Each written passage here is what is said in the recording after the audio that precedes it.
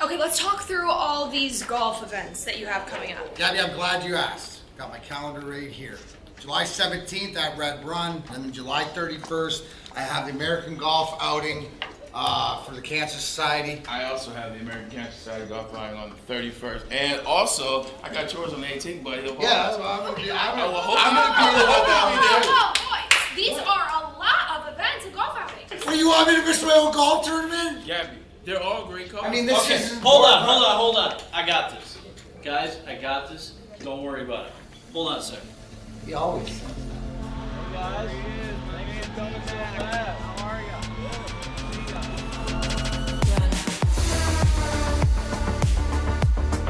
Remember the guys from Randy Wise, right? Sir.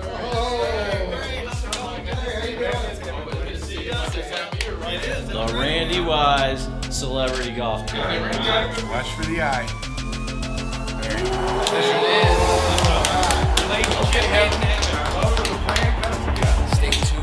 It's the Randy Wise Celebrity Golf Tour. Some of the biggest names in Michigan sports, and some, well, not so much. Brought to you in part by Premier Security Solutions, Fairway Packing Company, and Swiss Insurance. Watch episodes at woodwardsports.com. Good morning, everybody. It's Thursday, June 29th, day after the NHL draft, day after Stevie Y Day, as most people would call it. Day. The Red Wings got busy last night. They sure did. And we're going to talk all about it. Jeff Iafrate, your host, Sam Flannel alongside me. We got JB in the booth with the Woodward Sports t-shirt. As always, he's always got Woodward Sports merch on. You can't catch him without it. Gabby is with us, as usual. And in the booth, Alex and Lucas chilling with us as well.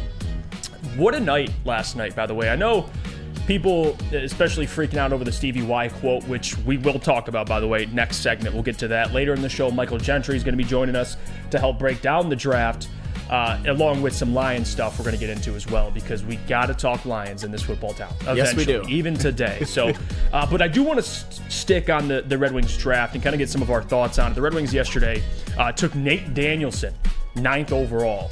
Out of Brandon. And again, for that pick, I think a lot of people were confused because, again, this is a typical Stevie Y draft. It's not who you think it is. You spend all this time preparing on who you think will be the pick, and it just goes the complete opposite way. And I feel like we kind of just wrapped up something similar at the Lions draft, where it doesn't look like my mock draft, so everybody freaks out.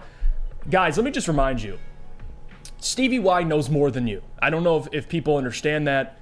I know there's going to be criticism, but at the end of the day, you got to trust in Stevie Y. And for Nate Danielson, and again, I'll share my thoughts later on in the pick, but Gabby, I'll start with you because you're our resident hockey fan. What'd you think about it last night, the two picks? It was very Brad Holmes of him.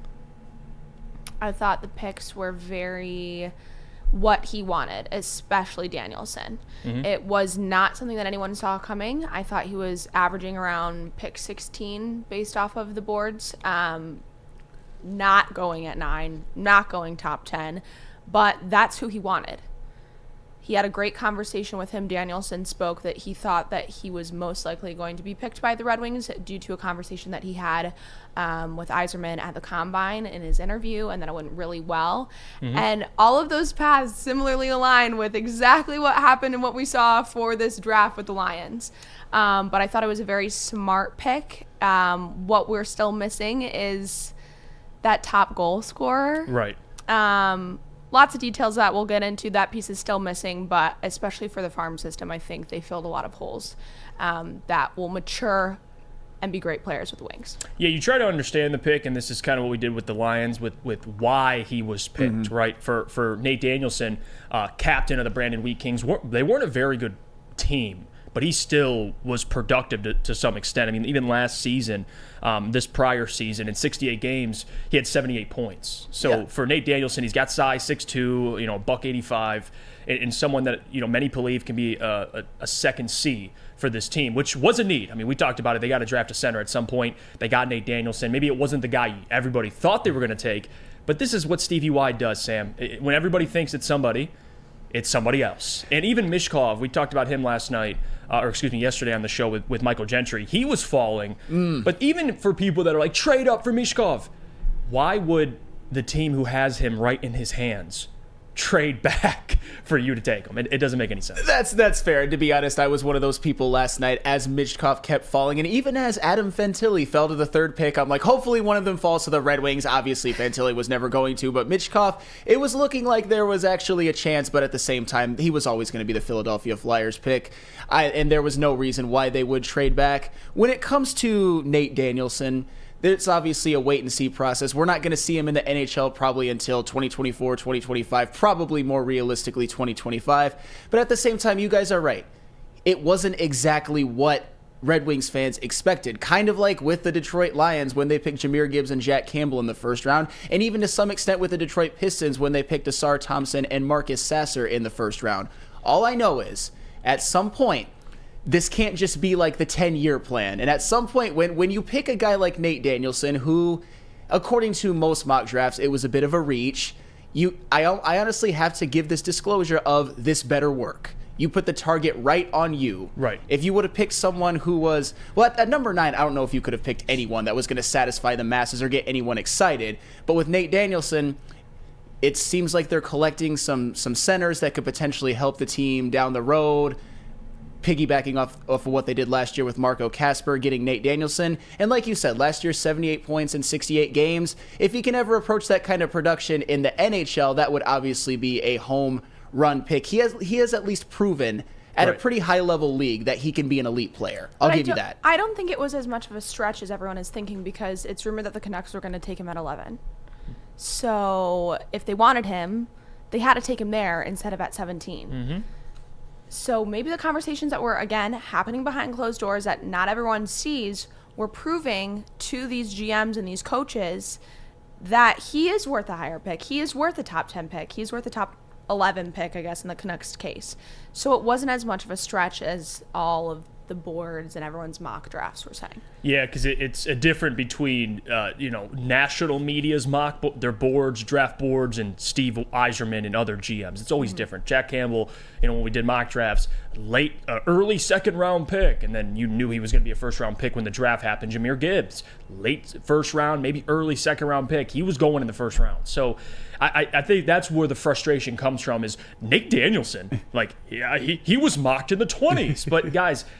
At least with Steve Yzerman's case, which we'll talk about next segment with the quote he had about the rebuild, which I know frustrated a lot of people, and I can understand it to some extent, and I'll share my thoughts next segment. But guys, if anyone's going to reach, and you're going to believe in them, it's going to be Steve Yzerman. Sure. People had the same reaction for Mo Sider at the time. People had the same reaction last year for Kasper, and I think Kasper's going to be a pretty good player. Mm-hmm. So the point is, although people get flabbergasted with who they pick, it's more about understanding why they picked Nate Danielson. And again, and Michael Gentry broke this down in an article. You can go check that out, woodwardsports.com. And he writes in here some great things. And he talks about Nate Danielson, and he writes, exhibits remarkable skills at both ends of the ice. And there have been some uncertainties about his offensive abilities, which I think that's the thing, right? It's always about the ceiling. What about the floor? Like Nate Danielson at least will raise the floor for the Detroit Red Wings. And again, I get people, when you bring in more 18, 19-year-olds, people get frustrated because it's like this rebuild's been going on for 5 years, and results are going to matter. I think that's what matters. You got to start winning games. We understand this, but you can't just jump off the ship because you don't like a move that Steve Yzerman does. It's like, Steve, and trust me, I don't want to give too much away, but the man has a track record. Like, he's earned the right to be trusted up until this point. And what he said yesterday, like, if anybody can speak to where the Red Wings are, it's Steve Yzerman. It's not Joe Schmo in his basement. No, it's very different. No, that is 100% fair. And Steve Yzerman, obviously, as I mentioned yesterday, he came into as bad of a situation as you can possibly come into with the Red Wings and their bad contracts and their terrible play, and it showed in the first couple of years, right, as was expected, and that is 100% fair. But you cannot deny this man has at least made some great draft picks, like Mo Sider, for example. The dude is a star. He is the defenseman of the future. He is who we hope an approximation of Nick Lidstrom was. I know that's a big comp, but at the same time, your star defenseman. I mean, in 2020, Lucas Raymond. I know that Lucas Raymond regressed a little bit last year when it came to his numbers, but he still is a guy who's averaged 51 points per season in his first 2. Right. And when you look at the first 2 players who were drafted in that draft, Alexis Lafreniere has yet to have a 40-point season, and Quentin Byfield has yet to have a 25-point season. I know Tim Stutzel's a different story. He's actually been very, very good. He's been the best player player of the 4. But still, Lucas Raymond has been a good pick. Simon Edvinson. He looks to be one and of your... they called him a reach, too, at the time. Absolutely. And Simon Edvinson, you look at a guy who can be one of your linchpin defensemen of the future, and he did have more than a cup of coffee in the NHL last year. Played 9 games, looked like he belonged. Sebastian Cossa may be the goaltender of the future, and even Marco Kasper. We mentioned we haven't seen a whole lot of him. He's more of a future piece. He could eventually maybe be that. We hope at his ceiling could be that 1C of the future. We obviously don't know that. Right. But I think it was impressive that in his first year, he even played 1 game in the NHL. I put a lot of credence into that. So it has been a slow rebuild. We haven't seen a whole lot of results on the ice just yet. But Steve Yzerman does have a track record of drafting very, very well. And I hope that these first 2 picks that he got in this past draft turn out to be very, very good. I don't doubt that for one bit. It just won't be anytime super soon. And again, appreciate you guys for tuning in. Shout out to everybody here in the YouTube chat thread. I want to give some shout outs. You're funky joining us as usual. We got Brandon Katz, Herb Nash, Jack Carrington, Mike G. Mike G says Nate Danielson is like Flannel, chips in on all shows, very well-rounded. Oh, somebody's actually there. We go. Hey, that is actually very, very true. Yeah, shout out to speaking of Swiss Army knives, the king Swiss Army knife right there, JB. A lot of Swiss Army knives on this show. Yes. Coach Walk 37. We got Brandon, John, Lord, Philip C. Shout out to everybody for joining the show as well. And also along in the first round, the Detroit Red Wings at 17 took Axel Sandin, a Pellikka defenseman out of Sweden, which we know about Swedish defensemen, and we know what the hit rate is for Steve Yzerman. It seems like he's basically just a defenseman with offensive upside. Yeah. And you talk about value, that no one really had a problem with that selection. It was more so just Nate Danielson. And Mike Gentry had some great words about him as well.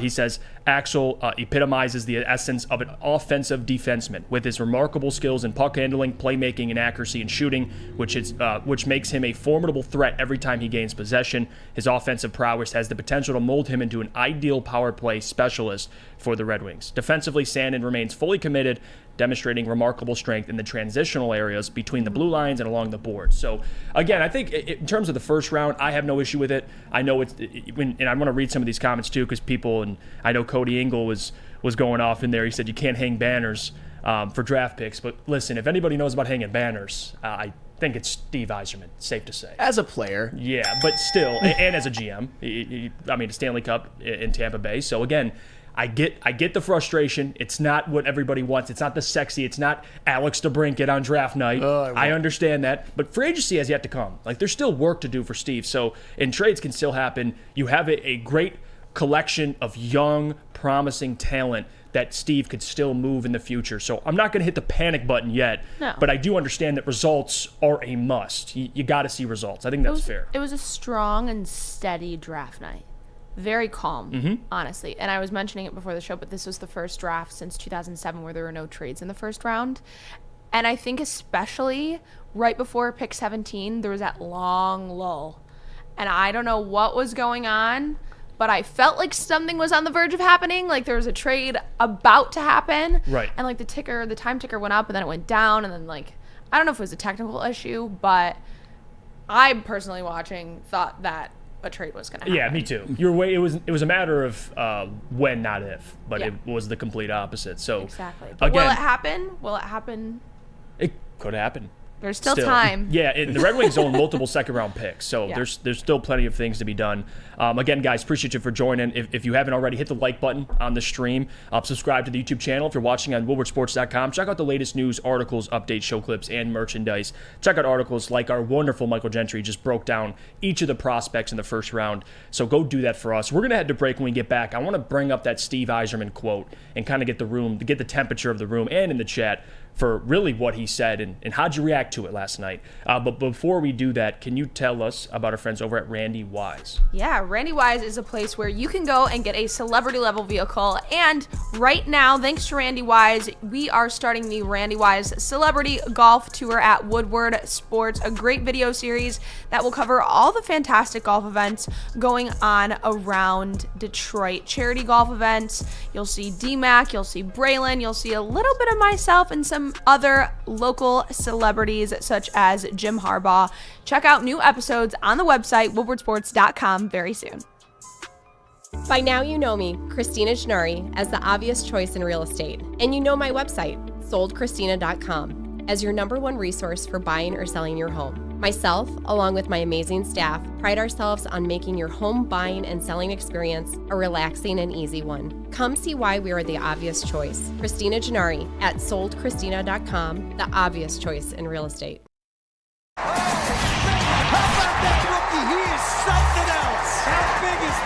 All of Detroit's sports teams live on Woodward.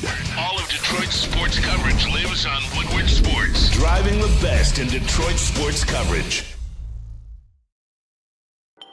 Welcome back. It's the Morning Woodward Show here on the Woodward Sports Network. Jeff Iafrate, Sam Flannel, JB, Gabby, Lucas, and Alex chilling with us per usual. Thank you guys for sticking with us. We're recapping the NHL draft, what the Detroit Red Wings did. And again, Steve Yzerman had some interesting comments, and it frustrated a lot of people. And Twitter was going crazy. He said, quote, "We're still in the rebuilding phase. We're still in it collecting assets through the draft. We're still there. We're not at a point where we feel like, hey, we can really start to go for it, so to speak. We're progressing, and I hope to be there sooner than later."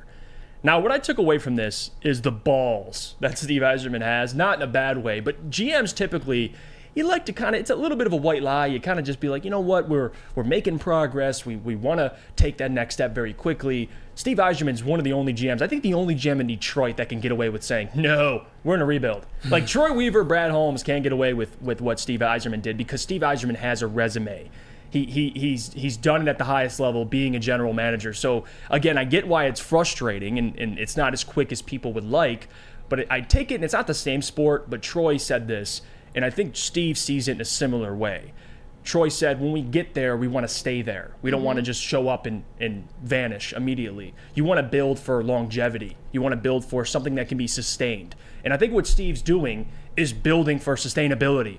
I think people get frustrated that there's not big names being traded for or signed yet. Free agency hasn't started, but traded for, making these big splash moves, which I get it. I want Alex to bring it too. I understand. But you can still sign him when he's a free agent, restricted free agent. Do you think this was a sign that it's not going to happen with DeBrincat? I don't know. I think it makes so much sense, but at the same time, with what Steve Yzerman's approach looks like, maybe he thinks, well, we're not ready for that move yet, which I don't agree with that part of it. I don't think there really is a time where you're ready. I think it's just, hey, when you feel like your young talent's taking the next step, you believe in your young core guys, go get that big fish. But after seeing that quote, I don't know, to be honest with you. I don't know. Yeah, Steve, were you pissed, though, Sam, when you saw the quote? Were you frustrated? What was on your mind? I was a little bit frustrated, I'm not going to lie, because a million things can be true about Steve Yzerman and his prowess as a GM. Obviously, he has done a very good job so far. And last year, you saw some legitimate progress on this team. And I thought coming into year 5 that this was the year where they were going to take that step and make the playoffs. But I don't know if that's actually going to happen if they don't make that big move and they just absolutely Jim Mora and they just keep their draft picks and pick them, which they did with 9 and 17. My thing is, at this point, it's year 5. I think people seem to think that it's year 2 or year 3 or something like that. Obviously, I know he had a lot of cleaning up to do with the crap that was left for him, and that is 100% fair. And he got his coach. He did get his coach, and he did do a great job with the books, and he's done a very, very good job with drafting, and he brought in some key free agents last season. But at the same time, it kind of feels like Steve Yzerman can say just about anything, and there's going to be a faction of people that are just like, oh, it's Steve Yzerman's master plan. It's his 5-year chess. And at this point, I don't want it, or 5D chess. At this point, I don't want it to be just like, no matter what Steve Yzerman does, people are just going to be like, oh, you got to trust Stevie. Because I think if his name were Steve Johnson or something like that, and he wasn't a former player, but still had his track record as a Tampa Bay GM, people would have a lot more questions. But because Steve Yzerman is one of the biggest legends in the city of Detroit, and rightfully so for how great of a player he was, he's going to basically get carte blanche, for lack of a better term. I don't know how I feel about that. Well, I think part of it, too, is, and Chuck kind of nailed it here in the YouTube chat thread. He says, Sam, this isn't the NFL or NBA where your draft picks help day one. It takes time for them to work up. That's fair. You haven't even seen Colsa yet. This is not the NFL. You're drafting kids that look like they're 12 years old, that are 17 and 18, that are now going into the farm system, and they're going to grow and they'll progress, and then you'll see how they progress, and you'll see those payoffs in 5, 6, 7 years.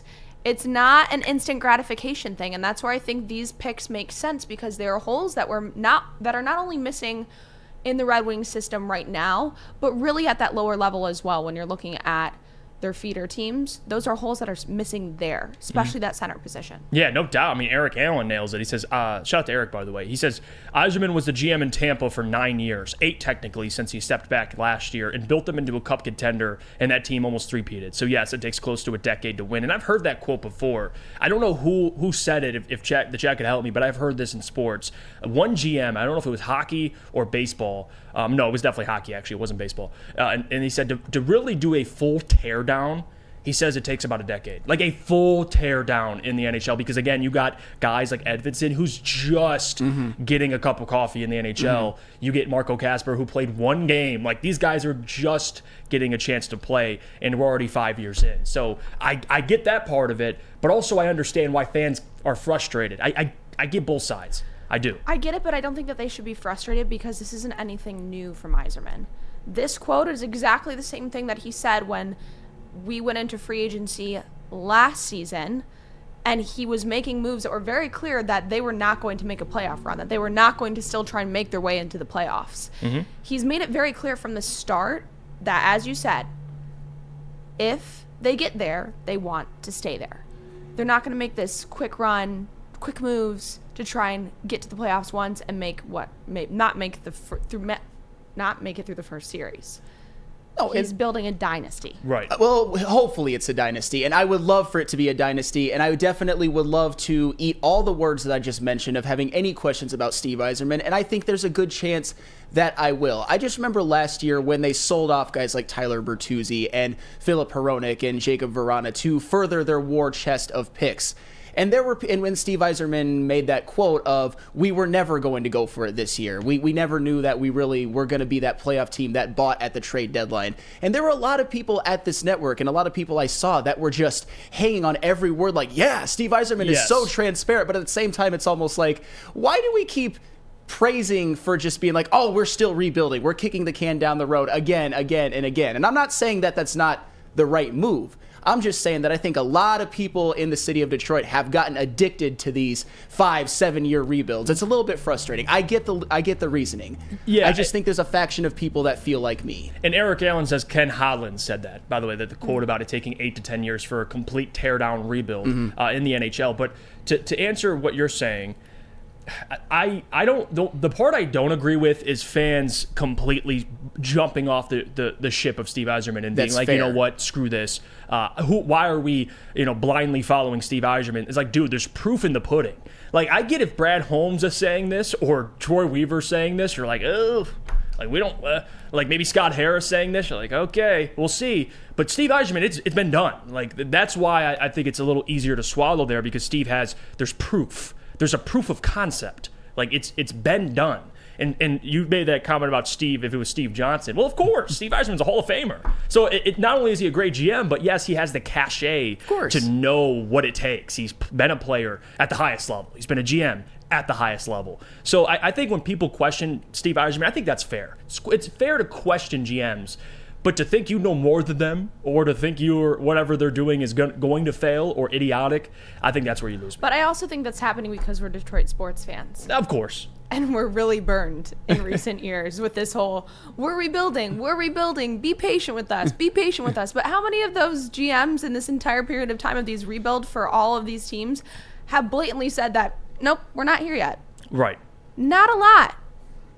No, and that's Detroit sports fans, too, part of it. But anyway, Sam, well, and to be fair, when it comes to the Detroit Lions, it looks like they're about to really reap the fruits of the rebuild this year. Yeah. And how long has it taken them? I mean, it's since Brad Holmes has got there, not that long. But, before he had to undo the damage of Bob Quinn and all of that. But it's also a much faster rebuild. Sure. In the NFL, those draft picks, which they've made instant impacts. Like Aiden Hutchinson, Amon-Ra St. Brown, Penny Sewell, the likes of those have made instant impacts their rookie year. And you just don't see that in the NHL. Because there is a farm system. I mean, you're going to see it with Nate Danielson. He's not going to be in the NHL this year. Even last year's first-round pick, Marco Kasper, he only played 1 game, and that was considered a hell of an achievement. My only thing is, and I get it. I am okay with being patient. I get that Steve Yzerman has a plan. But one thing that I thought was very, very interesting, and I actually have an interesting number on this because I don't think people fully grasp this.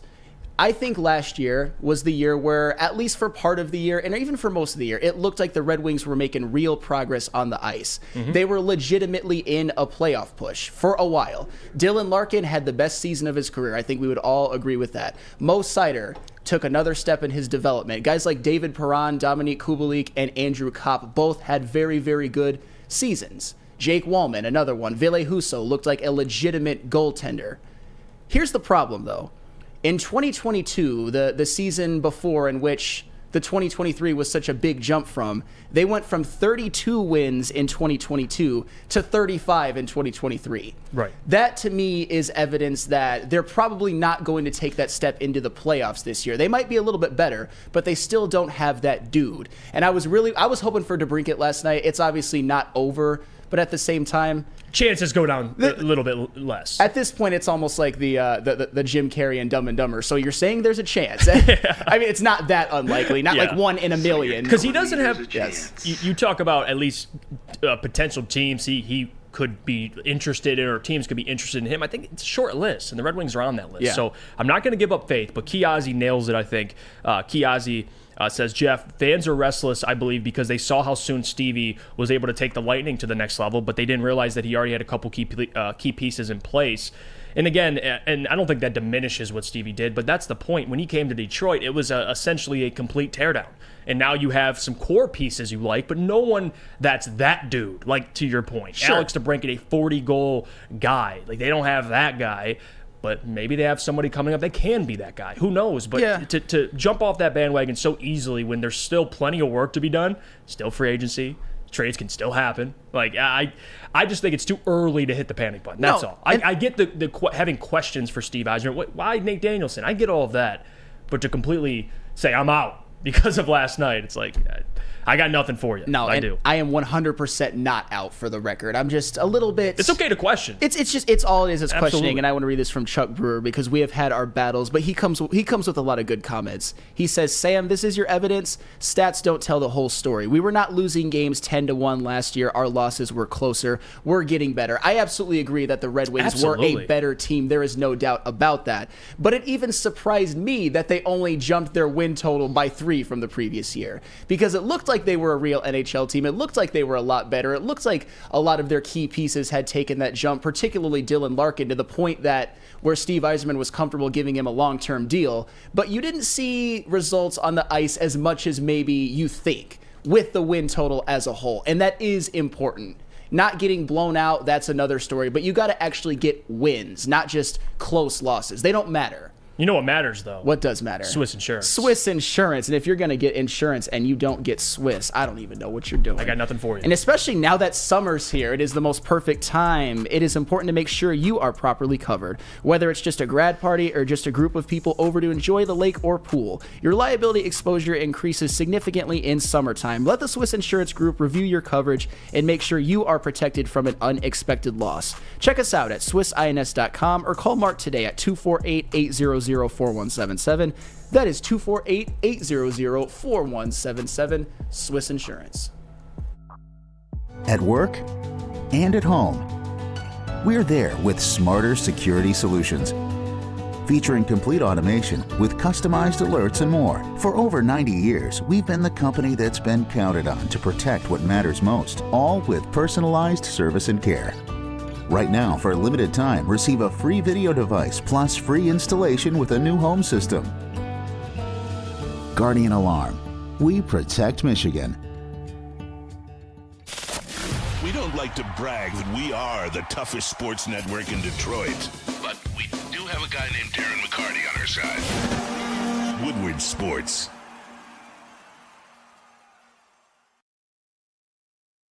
Welcome back to the Morning Woodward Show here at WoodwardSports.com. Thanks so much for tuning in. We're so happy to have you here on the morning after the first round of the NHL draft. And if you're listening after the fact, download this episode and leave a 5-star review or check out the clips on our website, WoodwardSports.com, as well as our merchandise.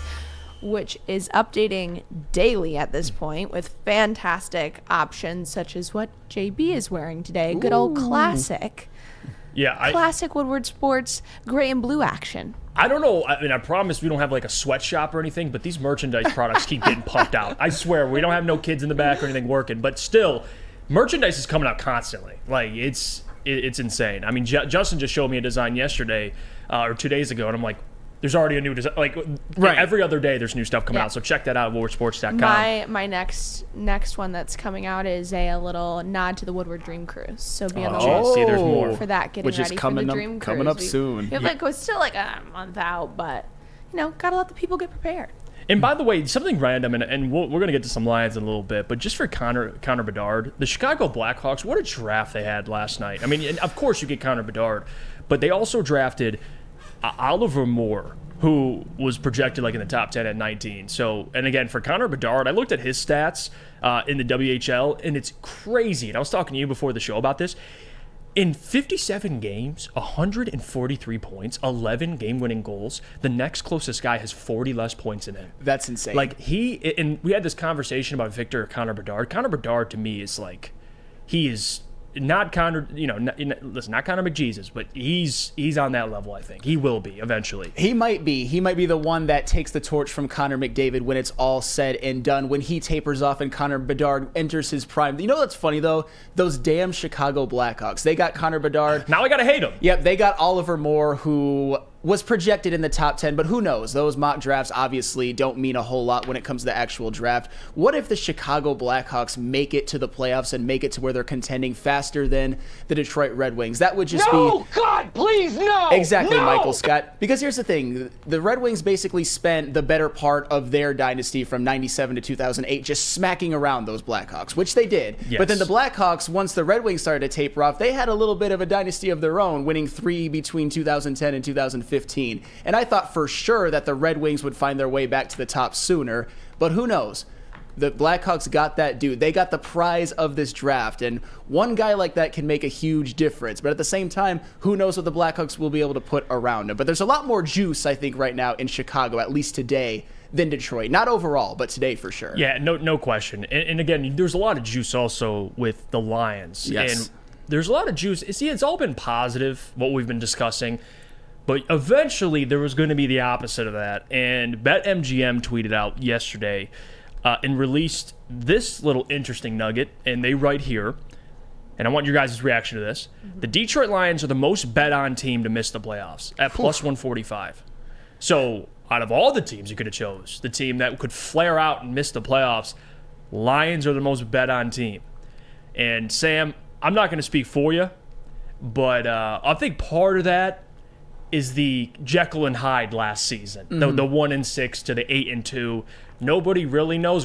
I feel like everybody has a comfortable idea with what they're going to do, but with that kind of season, it's hard to project. You kind of look at how they finish, but then you look at that 1-6 start and go, yeah, they're still part of that, but they're a much better football team. But they're still betting on them to miss the playoffs, Sam. Well, that's the thing, because as much as the Detroit Lions had a hell of a year, and especially a hell of a finish, they still did miss the playoffs last year. And I wonder if as fans, as Detroit Lions fans, even though you see them getting a lot of love from the national media, if we're a little bit insulated, because there is not one person in this entire building, not one, that thinks the Detroit Lions are not winning this division. And most people think they're winning it going away. Right. But then last year, I remember this is just kind of a funny nugget, because my wife is a lifelong Detroiter. I, of course, am not, as most of you guys know on the air. And when the Lions were making their run, we would have these little conversations, and I would just be like, this Lions team is looking really good. We all had those conversations. They looked like the best that we'd ever seen them look, certainly since 2014. But all she could ever come back with is, the Lions are going to lose. And she's not a big football fan, but I think Detroiters who it's programmed in their head. And I would like to think that people who are betting don't fall for that kind of stuff. But at the same time, I just wonder if it's just because they're the Detroit Lions, and also because they didn't actually make the playoffs last year. When I first saw it, I can understand why, especially at plus 145. You might as well throw a couple dollars on there. But my initial reaction was, if they miss the playoffs, Sam, that means they don't win their division. Who the hell is going to overtake them? Who's winning the division? Unless Jared Goff breaks a leg. Now Sure. that's an exception. Yeah, That's why we have Hendon Hooker. Yeah, well, yeah. Maybe not next Yeah, week. Hendon. Nate Sudfeld. Yeah, Nate thank you, Sudfeld. JB. Yeah, that's a nice one, Do you JB. not hear the sarcasm in my voice? You know what? Sudfeld out there, I would just never watch another game for the rest of the season. I'm sorry. Hendon Hooker, I would. But at that point, if Jared goes down, I understand. At that point, season's essentially over for the most part, but then other teams would disagree with that statement because if they have backup quarterbacks that are serviceable, you could stay alive. But no doubt with what's behind Jared, Hendon, I don't think, is ready to play right away until he's healthy. But that's the only way, is if Jared Goff gets hurt. How are you not winning the NFC North? There's not another team, I believe, that can overtake the Lions in that division. All of the teams, they have massive holes. Obviously, the Chicago Bears are a team that I think are going to be better than a lot of people. But the problem with the Chicago Bears is they are very, very unproven, to put it nicely, in the trenches on the offensive and defensive line. And it's kind of important to be good in those areas. If you look at their skill position players, their linebackers, their safeties, I think those pieces make up a playoff team. But up front, there are still a lot of questions, particularly with who is going to rush the passer. I know that DeMarcus Walker was a free agent signing out of Tennessee. He had 7 sacks last season. I know that the Bears drafted 2 defensive linemen and an offensive lineman in the draft and picked up Nate Davis. But still, that is a big question mark. And with Green Bay, we obviously know that they have a lot of good pieces, particularly at running back and on the defensive end. They've got guys like Rashawn Gary, Jair Alexander, Devondre Campbell.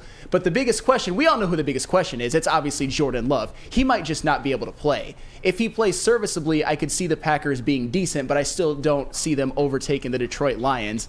And then here comes my good friends, this year's Minnesota Vikings. Because obviously, we all know, and I've talked about it before, Easy, who sits in this exact same chair for the Woodward heavyweights, the second that anybody mentions the Chicago Bears, he just goes into like a spastic fit. I'm at that point right now with this year's Minnesota Vikings because I don't see any pathway to where they are even a 6-win team with all that they have lost and all that they have replaced them with. Like I said, Dalvin Cook, you don't lose a guy who's rushed for 1,000 yards 4 consecutive years and replace him with a guy who hasn't rushed for 500 yards in 4 consecutive years and get better. You don't replace Zadarius Smith, who had 10 sacks, with Marcus Davenport, who had half a sack. Yeah. Half a sack? Well, double-digit sacks. Half a sack? Very different. Double-digit sacks. You don't replace Eric Kendricks with Brian Asamoah. You don't replace Patrick Peterson with Byron Murphy and get better. Those are the type of things that the Minnesota Vikings were doing off of a defense that was already bad. Well, in my thing that, at least for me, I defended the Minnesota Vikings, but that was before any of those guys left. And my big point was, Brian Flores. But you talk about the loss of talent. They lose 7-8 starters in totality. And even with Brian Flores, is Brian Flores lining up out there and playing? Like, I think he'll improve the defense, but dude, like personnel-wise, this Minnesota defense is not great. Well, and it still is not great. And here's the devil's advocate position, because I obviously think the Minnesota Vikings will fall off of a cliff because they were already fraudulent last year, and I think they got significantly worse. But even with a lot of those guys, as I mentioned, Zadarius Smith, Danielle Hunter, Patrick Peterson, Harrison Smith. I mean, a bad defense got worse. A bad defense got worse, but at the same time, even with those guys having good seasons, they still were a bad defense. So maybe those guys, while putting up numbers, maybe weren't as effective as you may think, particularly a guy like Eric Kendricks, who obviously isn't prime Eric Kendricks. He just put up numbers. The Minnesota Vikings team last season was just so confusing and made absolutely no sense in so many ways, you almost never know. But on paper, I think they're the worst team in this division. There's no way they're beating the Lions. JB, no way. any chance the Lions miss the playoffs? What percentage would you give them to make the playoffs if you had to do like a percentage-wise? Making it versus missing it. Well, hold on. I got something for that. 0.0. Thank you. Yes, they will win the division. They will make it to the playoffs. How far they go is all up to them. But all I can say is we are all behind them. The track record so far has been bad. Yes, I know. But Brad Holmes, Dan Campbell, they're putting moves in position to succeed with this team. And it's shown. Even though sometimes they might be questionable, just like Stevie Y, we can't question it. Mm-hmm. Just give them a chance. And honestly, we're going to see brighter days coming up. What do you think, Abby? Any chance they miss the playoffs? No. See, look at that. It's very easy for both of you. No. Very point blank. What about you, Lucas? People betting on the Lions missing the playoffs are probably the same people betting on C.J. Stroud winning Rookie of the Year. They're just ignorant. You actually have to watch the game to understand. The Detroit Lions are built exactly how a football team should be built, and outside of injury, there's hardly any chance that they miss the playoffs, in my opinion. Yeah, I don't see a I mean, you have to at least look at the NFC North, Sam. If they miss the playoffs, they don't win their division. Because if you win your division, you're in the playoffs. And I don't see a team that's going to jump the Lions in the division. You could talk about Green Bay. Well, Green Bay has a decent roster. They do. But with that same roster, essentially, I know Rashawn Gary was hurt, but still, essentially the same roster, they won 8 games last year with Aaron freaking Rodgers. Sam, yeah, you would agree with that. You're a big Aaron Rodgers guy. Yeah. And you would agree Aaron Rodgers, Jordan Love. I mean, Aaron Rodgers, Jordan Love. Well, they're not on the same level. So if Aaron can have a down year like he had last year and have the rapport, understand the offense, everything is easy for Aaron, at least cerebrally. Like he understands what he's working with, what offense he's going into. Jordan Love, this is his first year in that offense. Like he's walking in, people expect him to win, 9 games? How many games do you think that you have to win the NFC North? Probably 10 or 11. So by that metric, the Packers aren't winning it. No. The Bears aren't winning it. No. And the Vikings aren't winning it. No. Either of those teams, I cannot see a scenario in which they win 10 games. Unless Justin Fields comes out and blows the league away, I don't see it. I just don't. I think there is a higher chance for that than I think most people. And I think, Lucas, you would agree with me. It wouldn't shock me at all if Justin Fields becomes a star, but with his offensive line still not great, even though they've done some things to upgrade it. I don't know if it's necessarily likely that he leads this team to a division, even if he puts up good numbers. Brandon Katz actually said something that I agree with about the Minnesota Vikings, that the one position where I think who they lost and who they got, they're going to be better, is going from Adam Thielen to Jordan Addison. I think Jordan Addison has... I agree with that. He has a chance to me, because of situation, to be Offensive Rookie of the Year. Go ahead, Lucas. Here's the thing, though, and I 100% think Jordan Addison is a more talented wide receiver, but Adam Thielen in the red zone over the last 3-4 years is literally top 2 in receiving touchdowns, just in the red zone. Justin Jefferson isn't a red zone type of guy. He gets all the yards down there, and then in the red zone they go to Adam Thielen. I don't know if Jordan Addison, touchdown-wise, is going to be able to stack up to Adam Thielen. Now, I don't think Jordan Addison is going to be a bust by any means. I still think he's going to be very good, but just this year, I'm not expecting him to have that impact that Thielen did, and I don't think people are really understanding how good Adam Thielen was for that football team. No, and again, there's part of that too, because for Jordan Addison, although I think he's going to be really good, he can't play defense. So there's that part of it. Like, yeah, they're going to be fine. They got Justin Jefferson. They lost Delvin, but Madison's serviceable. But my point is, okay, let's just compare rosters. Offensive line, best in the division. We'd say the Lions. Sure. Would you agree? Yes. Wide receiver core, I'd probably give it to the Bears or the Vikings, because those just in total, the whole wide receiver core with J-Mo out. Not the Bears. Are you talking about compared to the Lions? So a third wide receiver being what? Chase Claypool? You're going to roll with who? I'm taking the Lions wide receiver. Okay, regardless, I don't think they're the best wide receiver core. I think that's a little too much homerism. Dude, I mean, let's be real. Let's if we're going to be real, let's be real then. Like, I love J-Mo, but he has yet to play. I can't just... And you're right, but we're going to be comparing Amon-Ra St. Brown or DJ Moore. I would take Amon-Ra. Amon-Ra. But Okay, it's close. so then you have Darnell Mooney or Jameson Williams. And Darnell Mooney's already been hurt.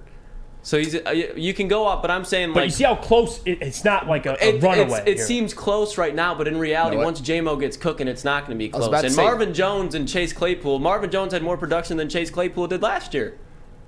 With the Jags. I'll tell you that's facts. I'll tell you what, Lucas. Situation matters too. When it comes to when you're talking about Darnell Mooney and Jameson Williams, excuse my French, but it fucking better be Jameson Williams. If he or else it's number 13 overall pick would have been a bad pick. And I don't want to start this debate. All I'm saying is majority position group by position group, the Lions I think they're either the best or right there. Sure. So for them to miss the playoffs, it would be a complete self-destruction. Either Dan Campbell just hits the eject button every game and essentially goes for it every fourth down and gives 0 dams, or Jared Goff gets hurt. That's the only 2 scenarios in which I see this team not making the playoffs. Yeah. I just don't see it. No, and it would honestly be something that would hit the Detroit fan base so hard with disappointment that I can't even fathom it. I don't want to fathom it. I don't want to foresee a future in which I'm doing shows in which the Lions are actually not winning the division and not living up to expectations. And I think what a lot of that is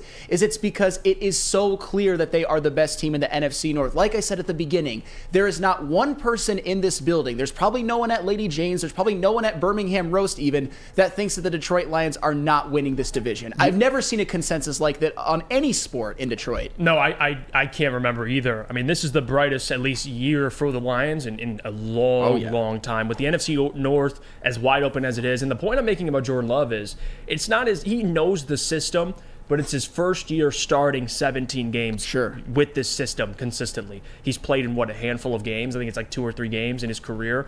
Now you're playing in 17, week after week, preparing, not just watching Aaron Rodgers work and you're taking little notes. No, you're the starter. Everything's on Jordan Love's shoulders. We'll see how he performs. I still think the Lions, third division to lose. Absolutely. I cannot see a scenario in which they don't make the playoffs. I just can't. We'll go to break. When we get back, I want to get into which one, at least for us, compare last year's skill position groups. And speaking of skill positions, we just got done talking about wide receivers.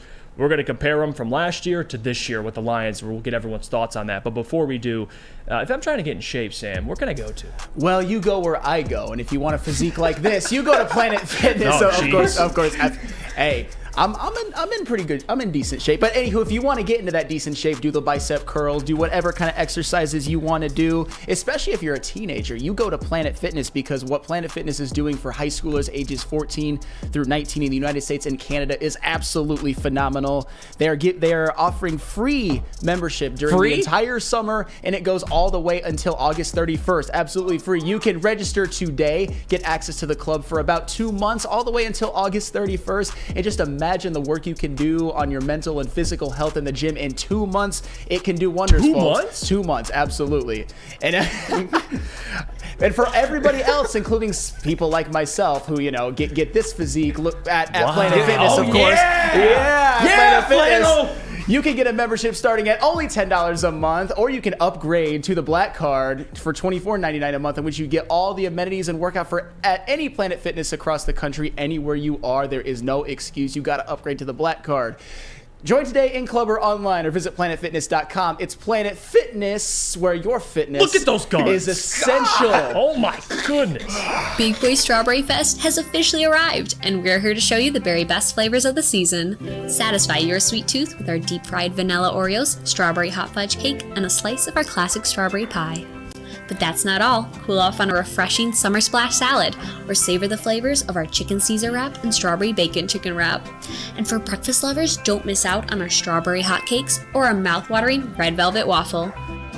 Strawberry Fest is something for everyone. Celebrate the sweet season with us at Big Boy. The only sports network in Detroit that starts with a W. Because we win. Woodward starts Detroit's winning sports network. Welcome back to the Morning Woodward Show here at woodwardsports.com. Thanks so much for tuning in. If you're watching on the website, check out our articles, previous episodes, clips, merchandise, everything that you need right there. Great articles coming out from our team daily. And if you're not too busy, go and follow us on social media as well at Woodward Sports. And if you are watching on YouTube, like and subscribe. If you're listening via podcast, download this episode and leave a 5-star review. I always love reflecting, especially when you're at a better point in your life and you look back at where you came from. And that applies to all things, sports as well. And if you're the Lions and now you're at the spot you are, the point you are, it's good to reflect back and look at where you came from. And this is just a year ago, guys. Lucas, pull up the graphic. This is, and shout out to our graphic team. Lucas and those guys kill it. They crush it every day. And look at what they created here. It's a comparison from the skill players from 2022 to 2023 now. Very similar in some ways, but also different. And I want everyone's opinions on how much they upgraded, or if you don't think they upgraded. And we'll go player by player here. And obviously the first one, which we just got done earlier this week, screaming at each other over David Montgomery and Jamal Williams. So I'll hold that one for a second because I want to see what everyone thinks. But we'll stick to the other ones where I think we'll agree. It'll be easier to have this conversation. Gibbs and Swift. I mean, we don't know what Gibbs is, but at least with his skill set, his speed, similar skill set than Swift, but you assume he could be much healthier. So I think we can say that's an upgrade, maybe? No, I would say so. Nobody has done a faster 180 and 180 on DeAndre Swift than me, because obviously going into this past season, I predicted DeAndre Swift to lead the NFC in rushing. That was obviously one of my worst takes of all time, because when he got into the season, we obviously saw him be hurt for most of it, and even when he played. And I remember this is where I had some battles with some of the people on the network who I think even last season were overvaluing DeAndre Swift. He had a 5-game stretch, DeAndre Swift, in which he carried the ball 23 times for 61 yards. That is patently awful. And I think, and I even no matter what he does, I know he scored a couple touchdowns, I know he caught a few passes, but that is what DeAndre Swift was giving you for a 5-game stretch last year. So Jahmyr Gibbs, to kind of quote myself from earlier, is Jahmyr Gibbs an upgrade from DeAndre Swift of last year? He fucking better be. Excuse my French. I love this comment here. Mr. Ray says, St. Brown versus St. Brown is my favorite matchup. Yes. And I love this comment too. MFN Jester says, trust me, Flannel, that was not your worst take. Oh, well, at least there probably you go. Scott Frost. Yeah, I'm incriminating myself now. You know what? And you look, okay, so for Jahmyr at least, JB, would you agree Gibbs, that's an upgrade over Swift at this point, at least projection-wise? We haven't seen him play, but for the player he is. You like him better than Swift? Of course, 100%. He's an Alabama product. Yep. We haven't seen him on the field just yet, but we've seen tape from him from Alabama, and the dude has speed. So if he can stay healthy, which I'm sure he'll stay a lot healthier than DeAndre Swift will, this is a complete upgrade. Mm-hmm. What do you think, Gabby, from the running back position for Gibbs versus Swift?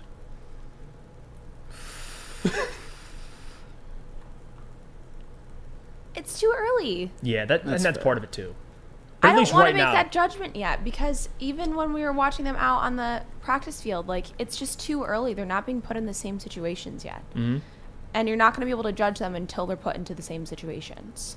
Yeah, and that's the biggest question for me with Jahmyr is, like, I assume he'll be healthy, but I don't know. Like, I don't know. And it's not like Jahmyr has a history of being banged up all the time, and Swift didn't either. Swift came out and looked like he had the least amount of workload. That was what was reported for DeAndre that's Swift. why we don't get Jonathan Taylor. He was running to the ground at Wisconsin, right? Yeah.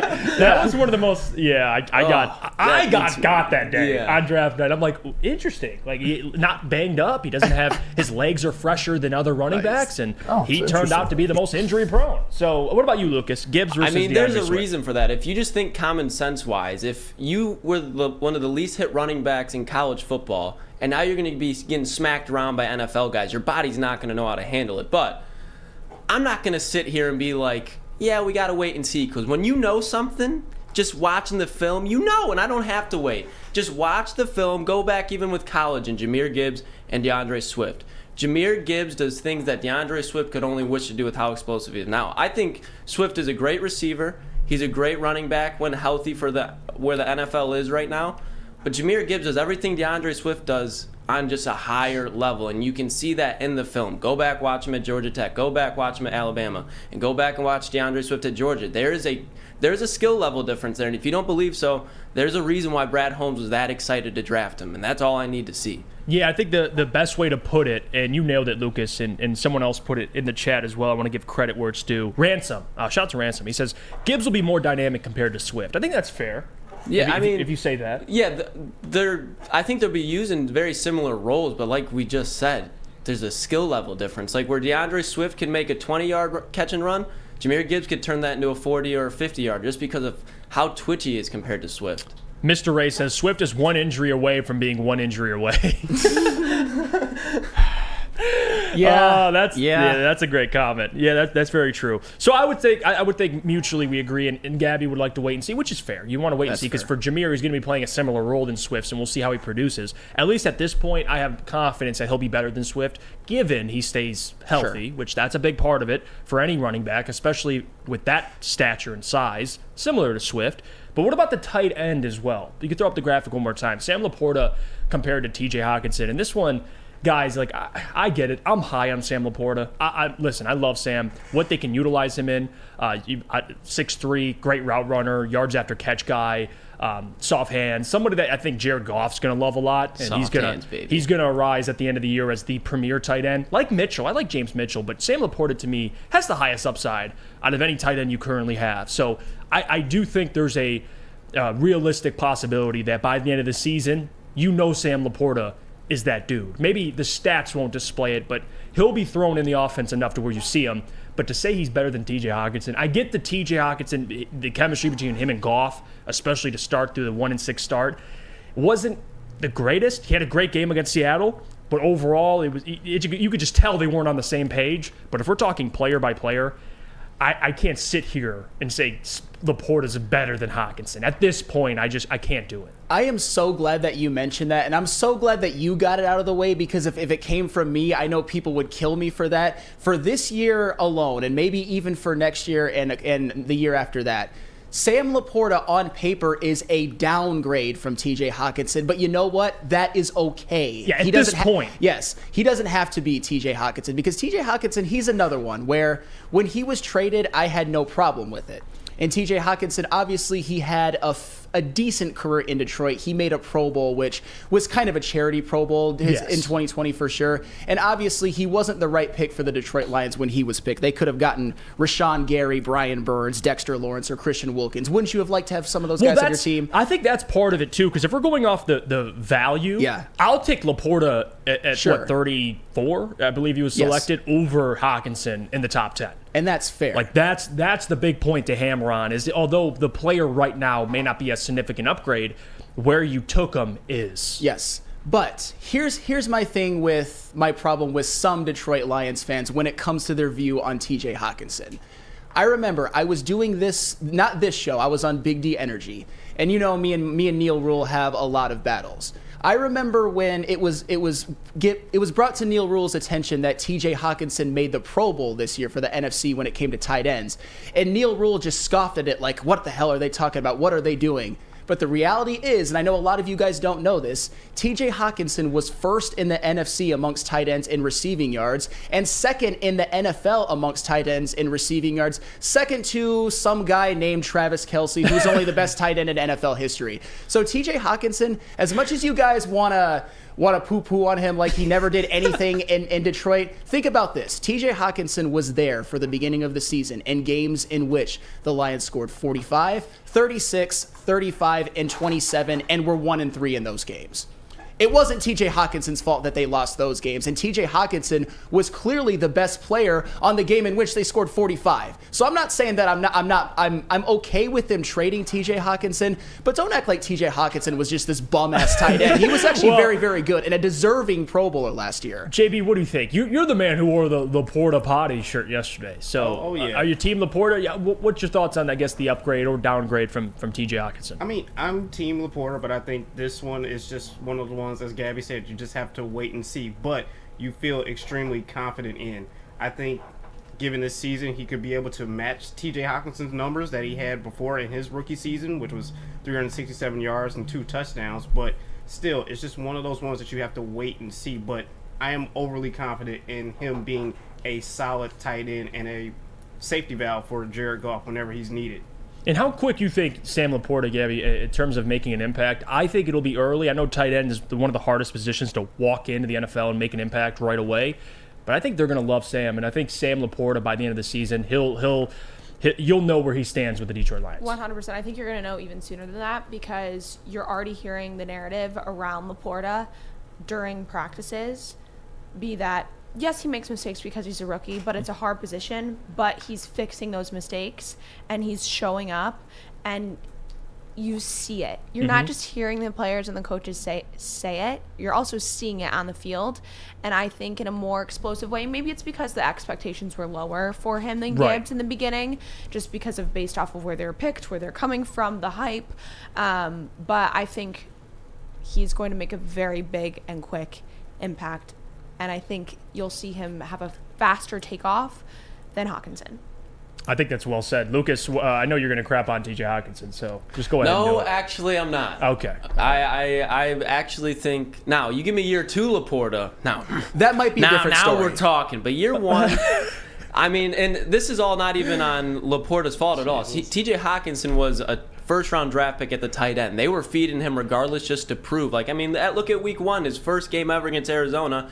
Flannel, do you remember the stats? You got me on this for the TJ Hawkinson week 1 rookie performance. But he went off week 1 against Arizona. He had a very good rookie year, and like Flannel said, he was a legit Pro Bowl tight end this year.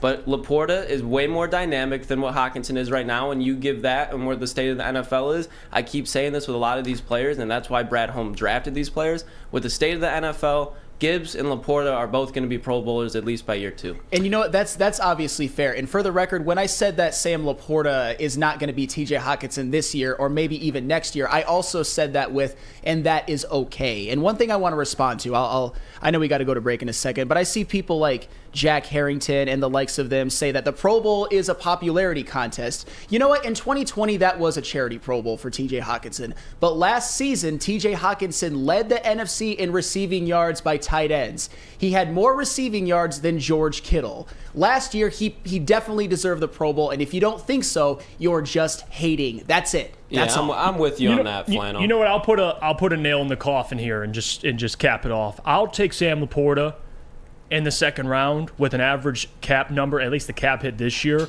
will be about $2 million. Yeah.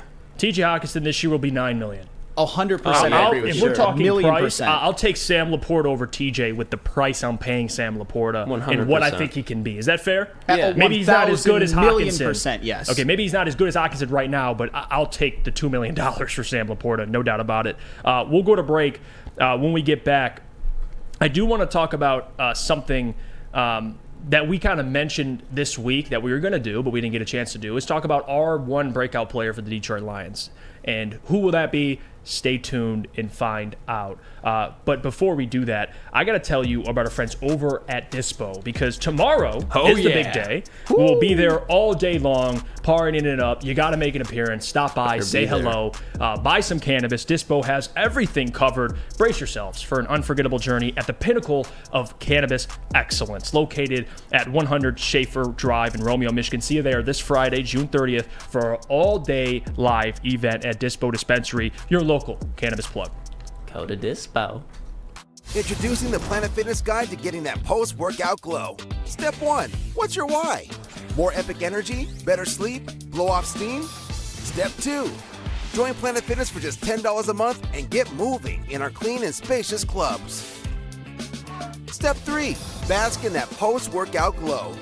Join Planet Fitness today for just $10 a month. Join today at any of the 50-plus Detroit area locations.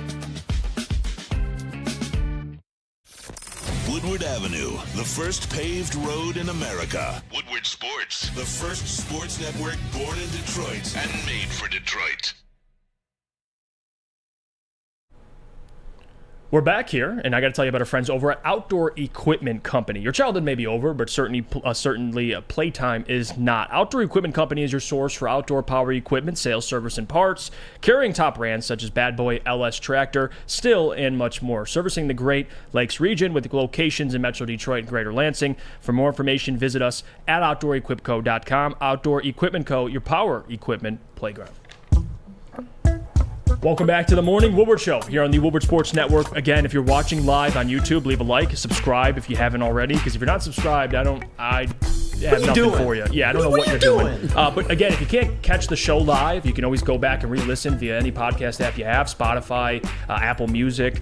And if you're watching on the website, which you should be, check out our latest news articles, updates, show clips, and merchandise, and so much more. They got the Laporta Potty t-shirts out now. You got to get it. I mean, you have to. Speaking of breakout players for the Detroit Lions, I want to go around the room and get everybody's breakout player this season for the Lions. And everybody in the chat, feel free to chime in.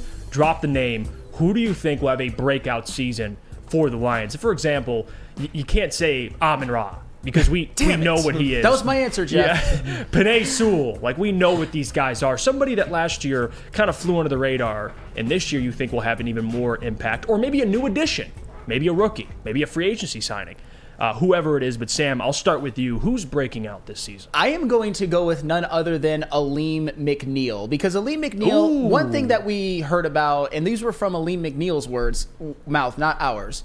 Aleem McNeil, what did he do? He cut his body fat back to 13% while still weighing 325 pounds. That boy's cut. Yeah, and the reason why he said that is because he wanted to become a more dominant pass rusher, be more agile. And I think that is exactly what Aleem McNeil does this year. I think this is the season where he jumps it up to about 5 sacks. He had 1 last year, but also that 1 sack number, that number was very, very misleading, because in 2022, he had 29 pressures, as opposed to in 2021, he only had 10. And Aleem McNeil, he's been dominant in spurts. You saw how he played against the New York Giants last year, in which he completely wrecked that game. For 1 game, he was Chris Jones, Quinnen Williams. And for a couple games to end the year at the Jets and versus Chicago, he was legitimately a dominant defensive tackle, just in shorter spurts. And in those games, they won all 3. And in those 3 games, the defense allowed an average of 15 points per game.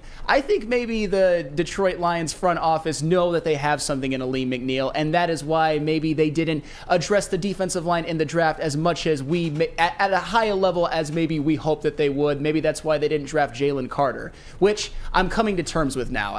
Hey, you're spot on, Flannel. For once, we can agree, and there was no stats involved in that statement, baby. You are spitting right now. I don't know. Well, the whole Jalen Carter stuff, I'll wait till I get over that. You know what? Anyway. Lucas, this is a good transition. Who is your breakout player for the Detroit Lions? I'm going to go with the free agent signing. I'm going to go with Cam Sutton, because Cam Sutton, he's always been considered kind of like this middle-tier corner, like not quite a star, but nowhere close to a bum, above mid, but like just kind of in that middle tier.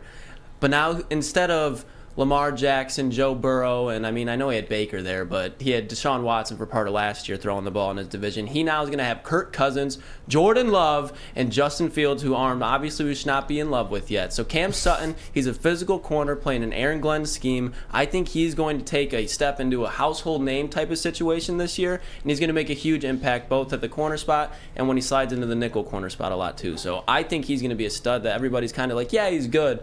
But again, we don't realize how good Cam Sutton is. Go watch some Cam Sutton film, and you can actually see how good that dude is. No, by the way, and although Cam Sutton no one really was thinking of Cam Sutton, but the point you just made was spot on. Like, the division he's in is very different. Jordan, he's going up against Romeo Dobbs and fucking Christian Watson. I get Christian Watson is fast, but when you have Kirby Joseph and CJ behind you, you're not worried about getting beat deep. So he can just man him the fuck up every play, which he's done his whole career against way better receivers in the AFC North. What do you think, JB? Breakout player this season?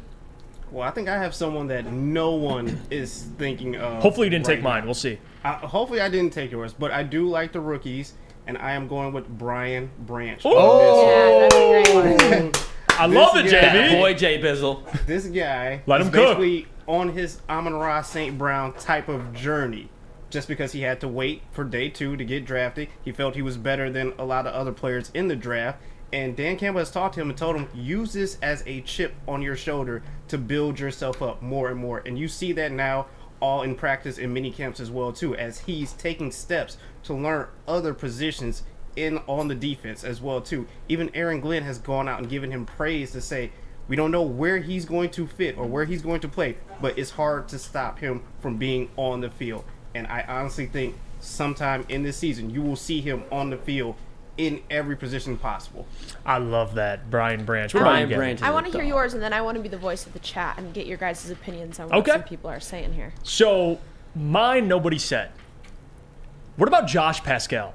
Ooh, that's a good one. He could. Yeah. No, He well, could. listen to the situation. In Josh Pascal, people forget out of Kentucky, captain. You draft him in the second round. You look at least interior defensive linemen, guys that you could slide around and move all around the defensive line. Josh Pascal's that dude.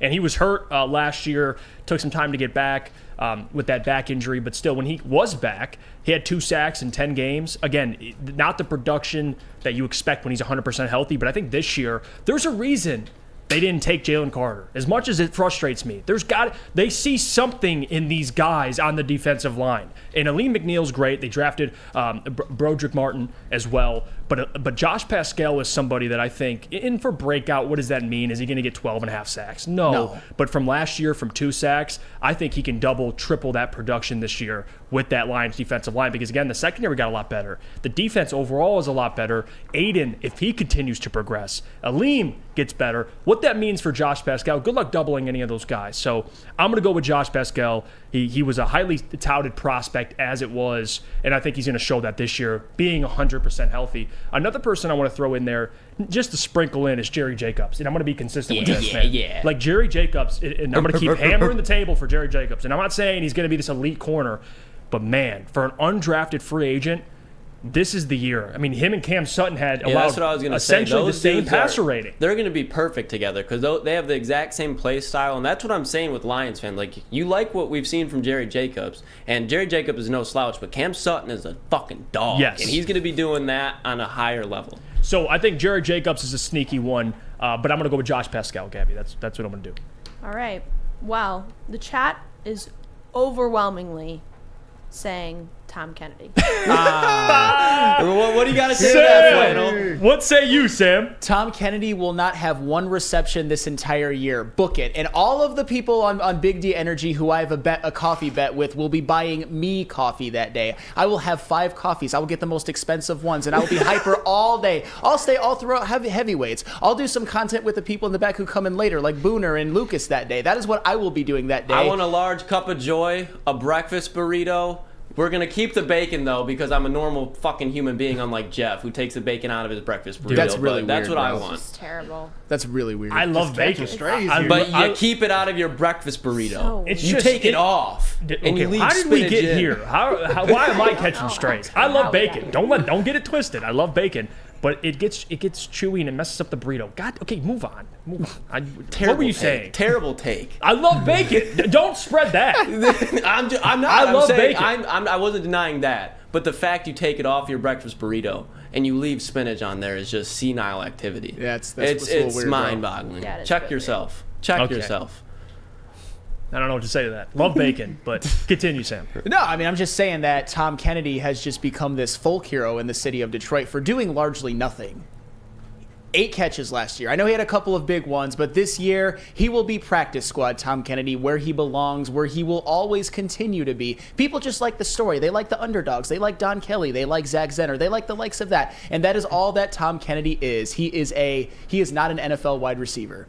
He will do nothing this year. Nothing? Nothing. You don't think TK85 is going to get on there on 3rd down and make a crucial catch? I'll tell you what, he got more run for making 2 big catches. The one against the Bears was huge, by the way. I'm not going to poo-poo that. I'm just saying. I'm not gonna poo-poo that. I'm not going to poo-poo that because I'm obviously the voice of reason for that of everybody in the chat. But anyway, like, that was a big catch. But at the same time, it's because he was undrafted. It was because he was a college lacrosse player. It's because he's just that hard-working wide receiver, that little engine that could. He is. He's the little engine that could of the NFL. That's what he is. Hey, well, Wow. TK85, you can depend on him. He's like 7-Eleven. He's always open. Didn't they call Chris Hogan that? Another Superman wide receiver? No Chris Hogan slander. Yeah, None. Chris Hogan. To the shock of absolutely nobody, Lucas sends for Chris Hogan. Slander. Don't do it. Man's got a ring on his finger. Huron Mark says it is because he catches the damn ball when it is thrown to him. I mean, so did Khalif Raymond, so did Josh Reynolds, so did Amon-Ra St. Brown, so did Brock Wright in some occasions. Like, come on, guys. Penei Sewell. Yeah, Penei Sewell. Hey, Penei Sewell might have more catches this year than Tom Kennedy. Oh, gee. Well, that I actually may He'll have not more disagree with. catches last year than Tom Kennedy does this year. Patty Grimes says Jeff loves bacon as much as Sam loves Tom Kennedy. So I'm assuming we both hate respect. I don't hate bacon. Even to the point that Sam hates Tom Kennedy, because I actually love bacon. So look at your did, Lucas. No, I'm gonna make I wanted to make it clear that it's not a bacon narrative; it's a breakfast burrito narrative. Yes, The it's about fact what that it's about putting it on That's the the way breakfast you burrito. choose to start your day. You're That's like fair. bacon. Now, would you have like sausage on Yeah. the? But then it just makes the burrito. This just sounds so weird, man. Like the meat's too much in your mouth. It's just it's chewy and it when you bite into it. Yo! God, I hate this. Is so I hate doing this. Why am I have to describe what? I don't want to do this. No one told you to. Okay, I'm done. No, you're the one that's doing it. It's chewy, and when I bite into it messes dork. up the damn burrito. So Okay. that's Basic. it. Love Okay. bacon. God, that is sucks. Okay, Yeah, but I how just do did. how do Very you feel? sucks. How do you feel about the chat saying Goff is going to have his breakout season next season? Describe a breakout season for Goff, I guess. I mean, last year he had a breakout season compared to previously. So if he has a Matty Ice type of season, that's what I was gonna say. I think that's what me and Broder we're like dying on the hill on. That like we hope it happens so we can just say like, hey, we're telling you this guy can do it. That's what we're hoping for. But I don't think there's a chance. It'd have to be an MVP level of play. Yeah, and that's where his jump would be. If he's stayed the same as he did this year, I still think the Lions have a hell of a chance to win the division, go deep in the playoffs and everything like that. But if he plays on that level, I think they can very well be in Super Bowl contention if he takes a jump. No, it's not if he can. Yeah. Will he can? Will he? Is the question. You think he'll play at an MVP level? Just say it, Lucas. Put your balls on the table. Just say it. No, because J-Mo's out 6 weeks. That's I it? think it would be that's why. I think it would be the next year that it would happen. But we don't know what's going to happen after this year. So I'm going to say no. If he had J-Mo full season, I would honestly probably be saying yes. Do you know what I think? I hear a lot of excuses. No, you know what? Gabby, and we don't need this right now. I was trying to be fair here. There is one metric that I think, and it's not something that can be quantified with stats, although I think if he's top 5 at MVP, that is another way in which Jared Goff can have a breakout year. I think the way in which Jared Goff can have a breakout season is if he plays so well and the offense looks so fluid, and we can all get behind that it is in a large part because of him, that the majority of Lions fans are comfortable with him being the quarterback of the future moving forward and giving him a $45-50 million extension. Because as of right now, I'm not quite there yet, but I do see a pathway in which he can build on the best season of his career, which was last year, and take it to an even higher level. That is the way in which Jared Goff can have a breakout season. And Jared Goff did what he did last season without J-Mo. For the most part. That's so, true. Yeah, I mean, we'll see. I don't see a Matty Ice season, but you never know. Maybe I'm shocked. Chuck Brewer nailed it, and so did Lucci, and they both put their predictions. He says, Chuck says 60 touchdowns, 5 interceptions, and 6,000 yards. That's fair. I think that's pretty fair. Stats no other quarterback in the NFL history has put up. That's all good. Only Lions fans would come to that conclusion. I think Jared Goff will have a similar year than what he did last year, just maybe more interceptions, because you can't go 15 for a touchdown interception ratio 15-0 for the second half of the season. Do you think again. more yards? I could see, considering we have like Gibbs. Yeah, but he had a little over 4,000. Yeah, that sounds about. That's like his wheelhouse. I feel. So I don't see 5,000. If he throws a little bit more yards, a little bit more interceptions, are you going to consider that a quote unquote like failure? But I don't want him to. Like I don't think the offense, what the Lions want, he doesn't have to air it out and throw for 5,500 yards, 40 touchdowns. Like they're going to be running the football. I think it'll be similar to last year, 4,000 yards, maybe 30 touchdowns. So you're cool with it though? Like, yeah, I'm cool. Okay, cool. I just want to make sure we're on the same page. Yeah. I think that's where like the Cowboys and Dak Prescott, that's where they get messed up at, because they're like trying to force Dak to take that next step when he can't. Like that's not him, and that's why as long as you're cool with that, we're on the same page. Yeah, you're trying to fit a square into a circle hole. Yeah, it doesn't make any sense. That. Yeah, so again, we're going to go to break. When we get back, I want to bring up something that Barry Sanders said at the Rocket Mortgage Classic, and we'll react to it. But before we do that, Sam, could you tell us about our wonderful friends over at Lady Jane's? Absolutely, because after I go to Planet Fitness getting this physique, I go to Lady Jane's to get this haircut. Has me looking as good as I always do every day. And like I always say, I got to look good, sit next to Jeff Iafrate, working with Jeremy Bryant, Lucas Klotz, and of course, Gabrielle D. Phillips. And when I do, I go to Lady Jane's. And you can walk into any Lady Jane's for an award-winning haircut experience and automatically enter for your chance to win not one, but 2 vehicles of your choice, courtesy of Les Stanford Buick GMC of Ferndale. Not 1, but 2, of course. That's right, 2 cars. 2 cars. 1 for you and 1 for your wife, girlfriend, or best bud. Lady Jane's open 7 days a week. Walk in anytime. It's wicked awesome. The sports marketing agency would not be who we are without great community partners like Higuera Health and Carol Zaniga. It's an awesome opportunity to partner with your organization. Higuera Health is a comprehensive behavioral health organization. We serve children through older adults with mental health, substance use, and developmental disabilities across Western Wayne counties, and really excited to now be in downriver communities as well. Give us a call at 734-458-4601. You have an opinion? Make sure it's seen and heard. Tweet us, hop on the YouTube chat, slide in the DMS at Woodward Sports on all social media. Let's talk a little bit of football. You remain close to the Lions. A lot of people are excited about what's to come. You're shaking your head. Yeah. You are too? No, we are. We are excited. Absolutely. I'm included in that bunch. No, I think we have a lot to be excited about.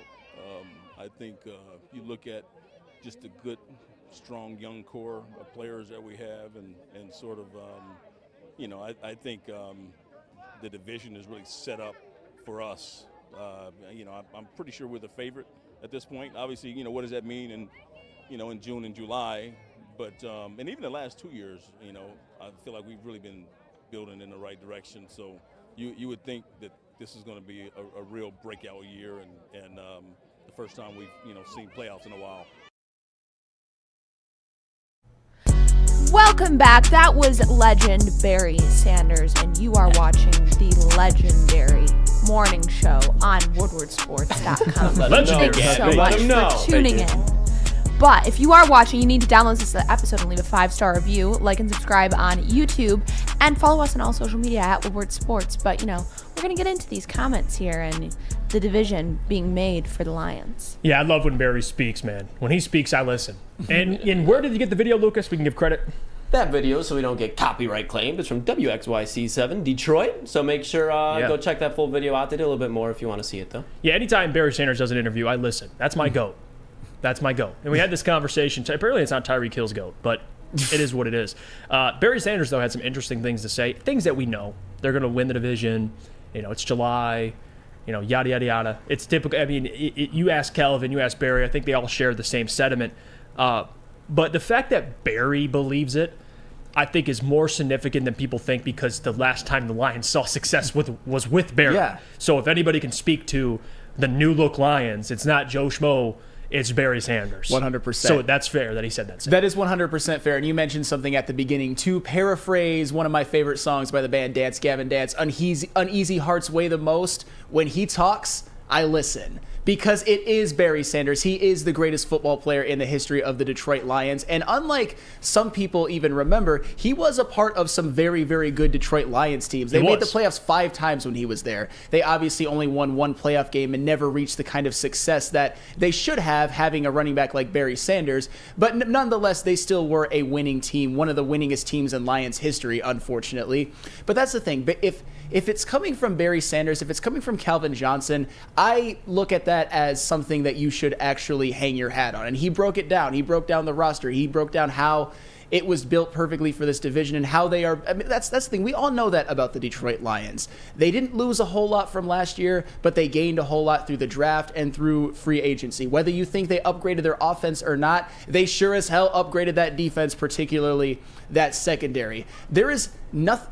Now that Barry Sanders is saying it, I'm convinced that there is not one resident in the city of Detroit, the Metro Detroit area, that thinks that the Detroit Lions aren't winning the division. This is the most exciting time to be a Detroit sports fan of any sport I can remember, even more than like the 08 Red Wings. This is because the Lions are king in this town. It is just, the electricity is flowing. Barry Sanders is saying great things about this year's Lions team, and life is good, and I am wearing my blue flannel, and that is not a coincidence. Yeah, I love that setup, man. The blue flannel too. It's unbelievable what this man's capable of. Gab, you were up close.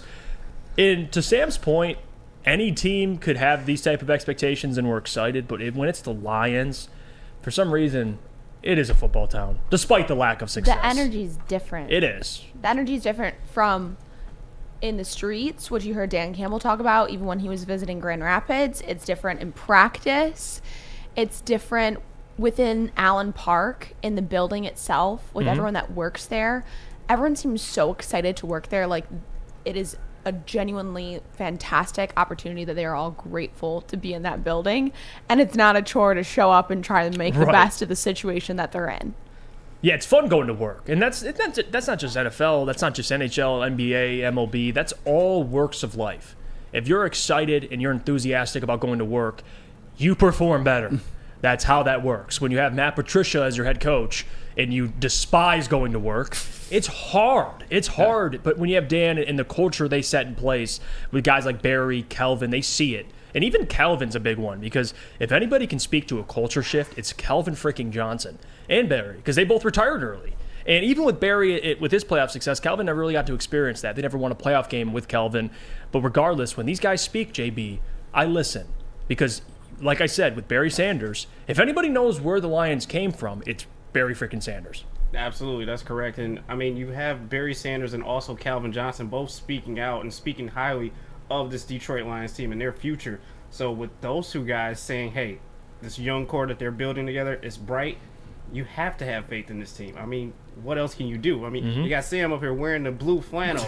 You got me wearing the blue sports t-shirt. Come on. What more could you ask for? And then we got Lucas in the booth over there. But you're from Ohio, but you're still a resident Lions fan. You've been a Lions fan your whole life, right? Degenerate, diehard degenerate was passed down to me from my father, my older brother. Man, shout out to Pops, by the way. But what do you think, Lucas, from kind of an outside perspective? Actually, this whole statement, I actually like the fact that he kept saying you would think, and not like a definite thing, because he's setting up the formula for everybody that's kind of like, no, same old Lions, and he's giving you why, even outside of the organization that finally is being managed right with Brad Holmes, there's weak points around the division that the Lions are built to just break down, and that's why the whole like same old Lions thing, like hearing it from a guy like that, and he's just explaining to you the facts. He's not even really giving an opinion. He's like, you would think that the division is set for us, and you would think this would be a breakout year, and that's just facts, especially coming out of Barry Sanders' mouth.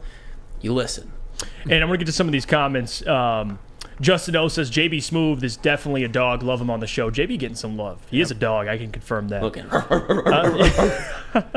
Answer 14 says, it's been so long, most people haven't been alive for Lions being good. Not the rare trip into the wild card week, only to get our asses kicked since the 50s, for Christ's sakes. Yeah, I mean, answer 14 is that's the truth.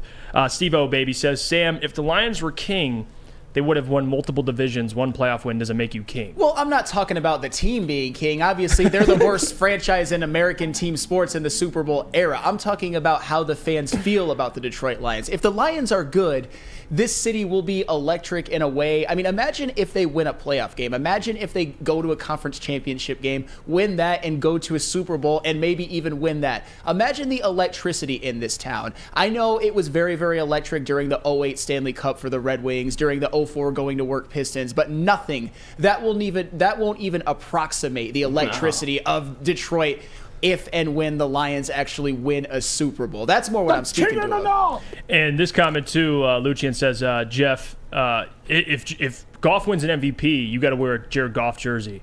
Yeah, if Goff wins MVP, I'll buy one. I'll buy one. Yeah, we'll all get one. I'll be repping it on the show. You can guarantee that. George Eagle says, I worked in Toledo for years. The majority of the fan base there is Michigan and Detroit teams. Is that true? Toledo? Well, I guess honestly, Toledo, yeah. Detroit for sure. There's a couple of when I say degenerate, I mean it by definition, Browns fans. And then honestly, there's a lot, at least in my Toledo experience, a lot more Ohio State. And then there's a couple Michigan fans. But for me, it's more Ohio State. And Shane D says, I've been waiting 41 years. Steve O Baby says, yeah, I'm sorry, Jeff, but I'm getting sick and tired of people saying this is the year. In reality, it turns out to be a disappointment. Well, and again, I can't blame people from what they had to endure to now be like, hey, you got to buy in this year. I get that being hesitant. I understand that completely, but you have to understand why people are excited, why it's different, what's changed, what's the culture like, who's in charge. Like, all that matters. Who's your quarterback? I mean, you got a good enough quarterback to do it. So I get what you're saying, Steve-O, but the other part of it is understanding what the Lions have. It doesn't take a genius to look at where the Lions were last year, what they did. They got better. Like you just put 1 + 1 = 2. It's not hard, but I get that being hesitant. I understand. Well, 100%, and that's the thing. That it's a different situation with the Detroit Lions right now. If anyone would have said 2021 is going to be the Lions' year, they would have obviously been laughed out of the room and mocked as idiot Lion fans. With all due respect, because nobody thought that they were going to do anything. If the Lions would have looked at any season past maybe year 1 in the Patricia era and been like, this is going to be the Detroit Lions' year, they would have been laughed at and mocked, and rightfully so. Right. But the Lions have already they've climbed some mountains that they hadn't climbed before, and just with all the expectations they have this year, it's not just Lions fans, it's national media, it's the betting odds. Everyone expects them to win the division. That's actually a great point, Sam, because I think that's what's different too. It's not just people in Detroit saying it, because we're obviously going to say it, even when things don't look the brightest. There's still belief to some extent, a little bit. Nationally is what's different. Betting is what's different. People are putting their money, their hard-earned money, on the Lions, either winning a division, making the playoffs, whatever it is. That's where I think the tide is changing a little bit. Nationally, more people believe in the Lions, and they're being taken more seriously. So that's a big part of it. I love this comment. Wheezy D says, that's why Stoked Not Scared is the greatest bar of all time. It is. Yeah. Shout out Spenny and D-Mac. Stoked Not Scared. Stoked Not Scared. There you Stoked go. Not Scared. Stoked Not It's Scared. got it. I actually agree with Wheezy. I think that's got to be the greatest bar of all time. I would assume everyone in this room is stoked, not scared. Agreed? Anybody scared? Stoked. JB, you scared? You got a lot of money on the line. Oh, I know never, that. Never scared. Wait, you got money on the line? Well, yeah. With them winning the NFC North, also going to the NFC Championship game. Wait, and don't you have money on the bowl too? The playoff? Oh, yeah. Hold on. JB's invested. He's the definition fully of stoked. invested. Hold up. We're going to break. When we get back, I want to know more about where you put your money, JB, because JB, he's real G's moving sounds like lasagna. JB is lasagna. He moves in silence. I don't know what he's up to, but we're going to find out what he put his money on, because that's I just got what you said. What? Real G's move in silence like lasagna. The G in lasagna is silent. Wow, thanks. I was like, what did he just say? You got to give him a second. Please tell me you knew about this. You got to before. give him a second. It's okay. Still love you, Lucas. But let me tell you about our friends over at SMA, because the sports marketing agency helps spread awareness about mental health and substance abuse. Their new podcast, This is the S Word, helps fight the stigma about seeking help. If you or someone you know is struggling, head to thesportsma.com for more information. Since the dawn of moving people, Chevrolet has led the way. The world of transportation is changing. At Feldman Chevrolet, we are leading the charge forward. With every electric vehicle, every mile traveled, one Feldman at a time. The company that puts more Chevys on Michigan roads is now the #1 name for Chevy electric vehicles. Make sure it's seen and heard. Jumper. Tweet us, hop on the YouTube chat, slide in the DMS at Woodward Sports on all social media. We're back here. It's the Morning Woodward Show. Yeah, we're a little slow here. Jeff Iafrate, your host. We got Sam Flannel, my partner in crime. We're in the blue flannel for the Detroit Lions. JB is with us. Gabby, Lucas, per usual. What? You just bark? Yeah. See, I swear to gosh, man. I'm worried about Lucas sometimes. If you're watching live, guys, on YouTube, don't forget, hit the like button. Subscribe to the YouTube channel if you haven't already. You can go back always and download the podcast if you can't catch it live. Apple, Spotify, no matter what you listen to. And check out our website for all our great articles and much more, which we'll be breaking down one of those articles in a little bit. But I want JB, I got to put you on the stand here. What's up? Where'd you put your money into? You put them on the NFC North. NFC North, which that's $20. fair. $20 Yeah. to win the NFC North. Okay, what else did you? I also put them for the NFC Championship to make it there. How much you put I still on? put 20 on it. So Okay. I didn't put a lot What are the on it. odds on that? Plus, I have to go back and look and That's see. not I great put odds. it like a while ago. Like this was back when Ben Johnson was questionable about leaving. So wow, that's early. JB has That's been before free invested agency. for like JB got the odds when they're like the highest. Like this man's about to cash out. Hey. That's why I love JB's Can't win if move. you don't play. No, you can't win. And what else you put it on? Also 20 on them making it Super Bowl. Well, even though That's like a yeah. You get it's like a double dip if they make the Super Bowl, because the NFC, you got the Super Bowl. JB put his money where his mouth is. That's what I love. We could talk about it. JB's like, I'm about it. I'm putting my hard-earned money on it. And I don't know. How do you feel about that? Well, he's got balls. No, well, here's the thing. It makes sense because if the Lions actually live up to those expectations that JB has placed upon them, imagine the amount of money that he will win. And JB, you know what? You deserve that kind of happiness and money in your life. Look at this man. Everybody's going to be getting Woodward merch around here. The whole city's going to be rocking Woodward merch. Woodward decked out. I want, we need some merch with like JB with some like cash money. Like we need some JB shirts to be cashed. It's going to be JB Woodward merch. Yeah, it's going to be JB with all of his money. Yeah, I see. Lions Super Bowl ring, right? With a stack right here. JB just diving into a pool of cash. Like I want it all. People are talking JB feeling bricked up. Well, you can ask him that. Napgod says JB fully bricked. Lucian says JB feeling bricked up. Broder, shout out to Broder, says that booth can't contain JB's. JB, any comment or what? I mean, are you bricked up in that booth? No comment, but all fully bricked. Oh, I love it. I love it. Lucian says JB bricked up merch, ? Apollo, JB sponsored by FanDuel.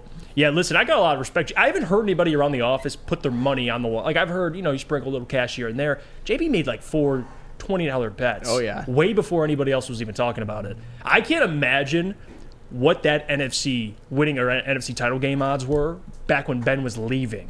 That's like before even national media was talking about the Lions. JB, man. The man doesn't speak a lot, but when he speaks, he says... You listen. Yeah, you it's listen. the voice. He's Gandhi. He's essentially Gandhi. 100%. He's Gandhi. He does no Gandhi. wrong. Steve says, JB put the brick in bricked house. Yeah, well, that's also fair.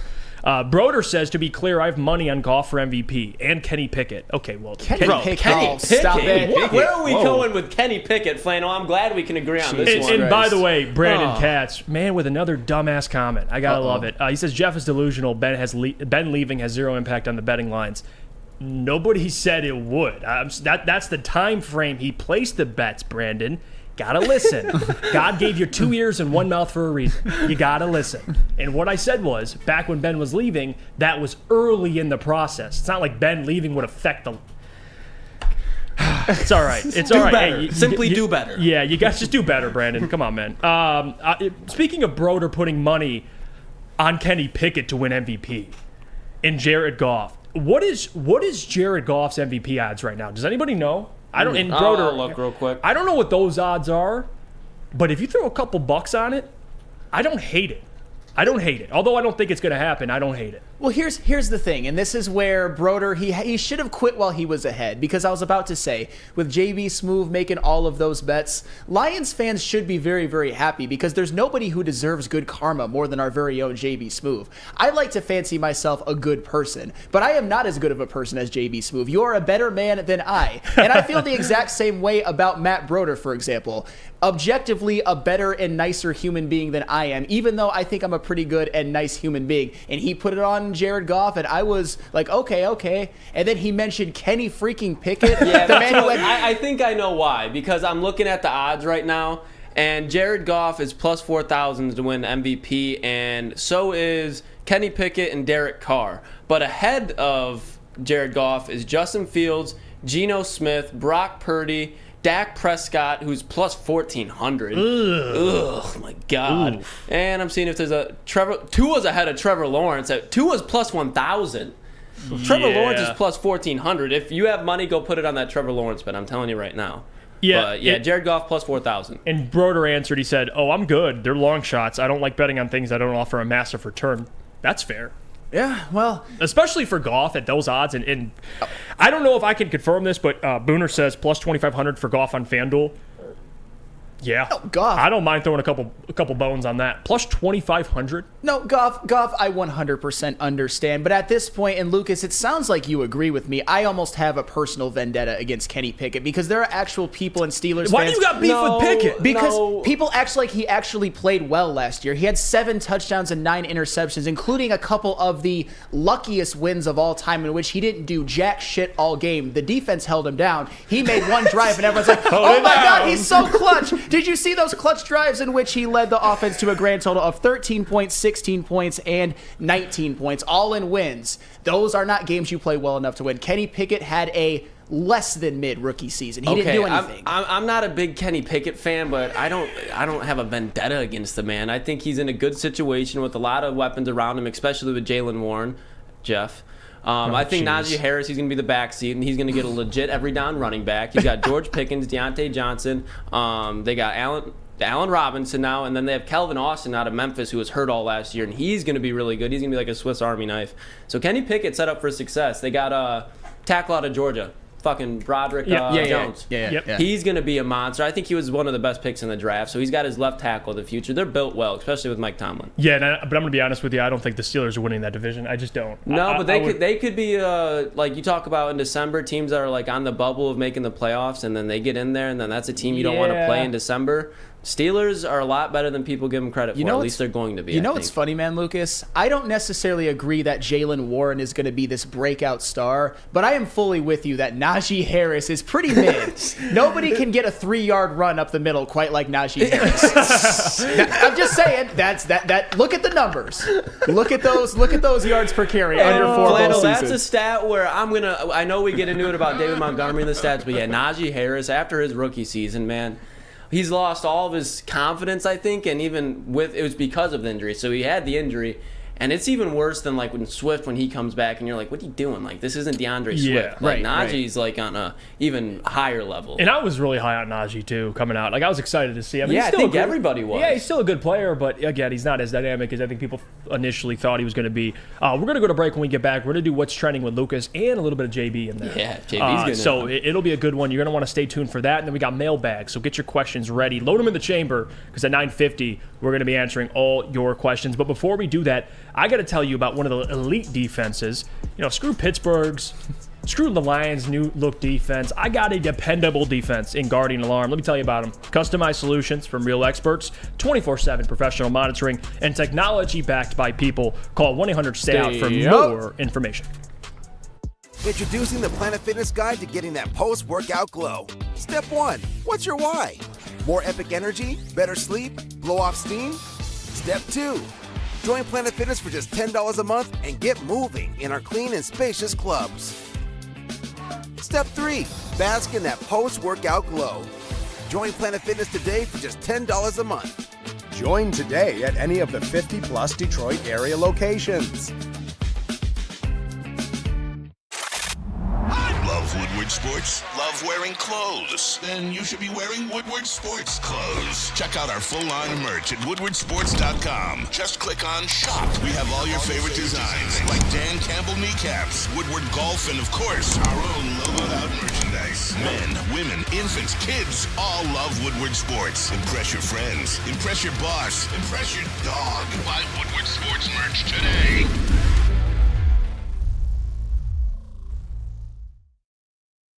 We're off and running. It's the Morning Woodward Show here on Woodward Sports Network. Thank you guys for sticking with us, being so kind. You could have been anywhere this morning, but you chose to be with the Morning Woodward Show crew, so we appreciate you for that. Like the stream if you haven't already, because if you haven't, what are you doing? I mean, we have plenty of people in this stream watching. Hit the like button, show support, subscribe if you haven't already. You can go back and re-listen on Apple, Spotify, any app you'll use if you can't catch the show live, so it's all good. If you're watching on woodwardsports.com, check out the latest news, articles, updates, show clips, and merchandise, and so much more. But we're going to get to what's trending with Lucas and JB. What do you got for us, guys? Indeed we are. And yeah, make sure you're subbed if you're not already, because you could see this face every day in the morning. Who else would you rather be seeing? But JB, the man. No, I mean, the one day you sent me the Nick Chubb thing, so I was like, we need to get JB on this because this man's scouting too, and I think me and you were both pretty disgusted by this. I want to you take this one, JB. Oh, this is just disgusting. Okay, so I got to get the feel of the room first. Are we all fans of ketchup? Yes. Are we all fans of Pepsi or Coke? Yes. Yes. Are you fans of putting both of them together on your hot dog or hamburger? Don't think so. Wait, hold on, JB. It's literally, if you're listening, Pepsi came out with the Cola Chup. No. It's Pepsi Cola infused with ketchup. No. And yeah, you put that on your burgers, your hot dogs, and whatever you please. And this Flannel, this has your name written all over it. Yeah. So Am I like the weird one with the weird the weird taste and everything? No, I mean, here's the thing. It looks on the surface like it would be really, really bad, and they would be bad in combination. But maybe at the ballpark, it might be decent. I don't know. Sam, be honest. How many glizzies you guzzling with that Pepsi ketchup on it? Ooh, probably like 4 or 5. You're eating that? Really? I don't know if I'm getting. Wait a minute. I'm not. Wait. I have to try it first. I don't know if I would necessarily like it. All I'm saying is that I think on a very large level that I could actually compete with Spencer Raxter when it comes to like eating at this Yeah, network. because Spencer has some common sense into not eating that. Oh my. Yeah. Well, Flannel, you actually can try it because thank you. On July 4th, they are rolling this out to 4 different ballparks. And of No course, way! Comerica Park is one of those ballparks. I guess I got to go to the game now. Let me mark my calendar. This is sick. This is a sick joke. Like I don't mind Pepsi. I like ketchup. What the hell is that? Did you? And by the way, JB, you put hot dogs in pop? Like that's a real thing? Like you dip it in like you pour it. You're gonna like squirt it on the hot dog now. What? I think Jeff is confused. Who made this and thought it was a great idea? Like some Pepsi sponsor thought that mixing condiments together like this would be perfect. You know what'd be great? We do some content. We go to Comerica Park and try it. Hey, that would be good. The Morning Woodward Show crew goes tries the Pepsi ketchup. That is Yeah, we ridiculous. would Gabby, review it. did you see it? Yeah, I will not be eating that. Okay, I figured. No one in the right mind would. I would assume.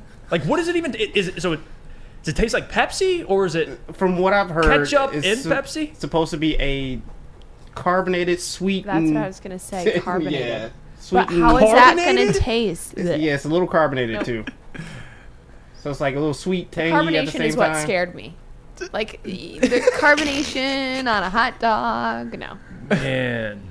Carbonation. I lost faith. So we can all agree that's disgusting. No, that's. right? I'm sorry. So we'll get off of that. That But, is disgusting. Speaking of disgusting takes, Kat is back at it again. Look at what he said this time. That's Sam's Hall of Famer. I mean, I'm saving this finger for a championship, baby. He's getting one in Minnesota. Cat, he doesn't stop. This is when we talk about the Patrick Beverly mentality. That's what this man has. Stop fucking with Karl Anthony Towns. That finger's gonna have a ring on it eventually. Anthony Edwards, give it time, people. The Anthony Edwards machine is gonna be cruising.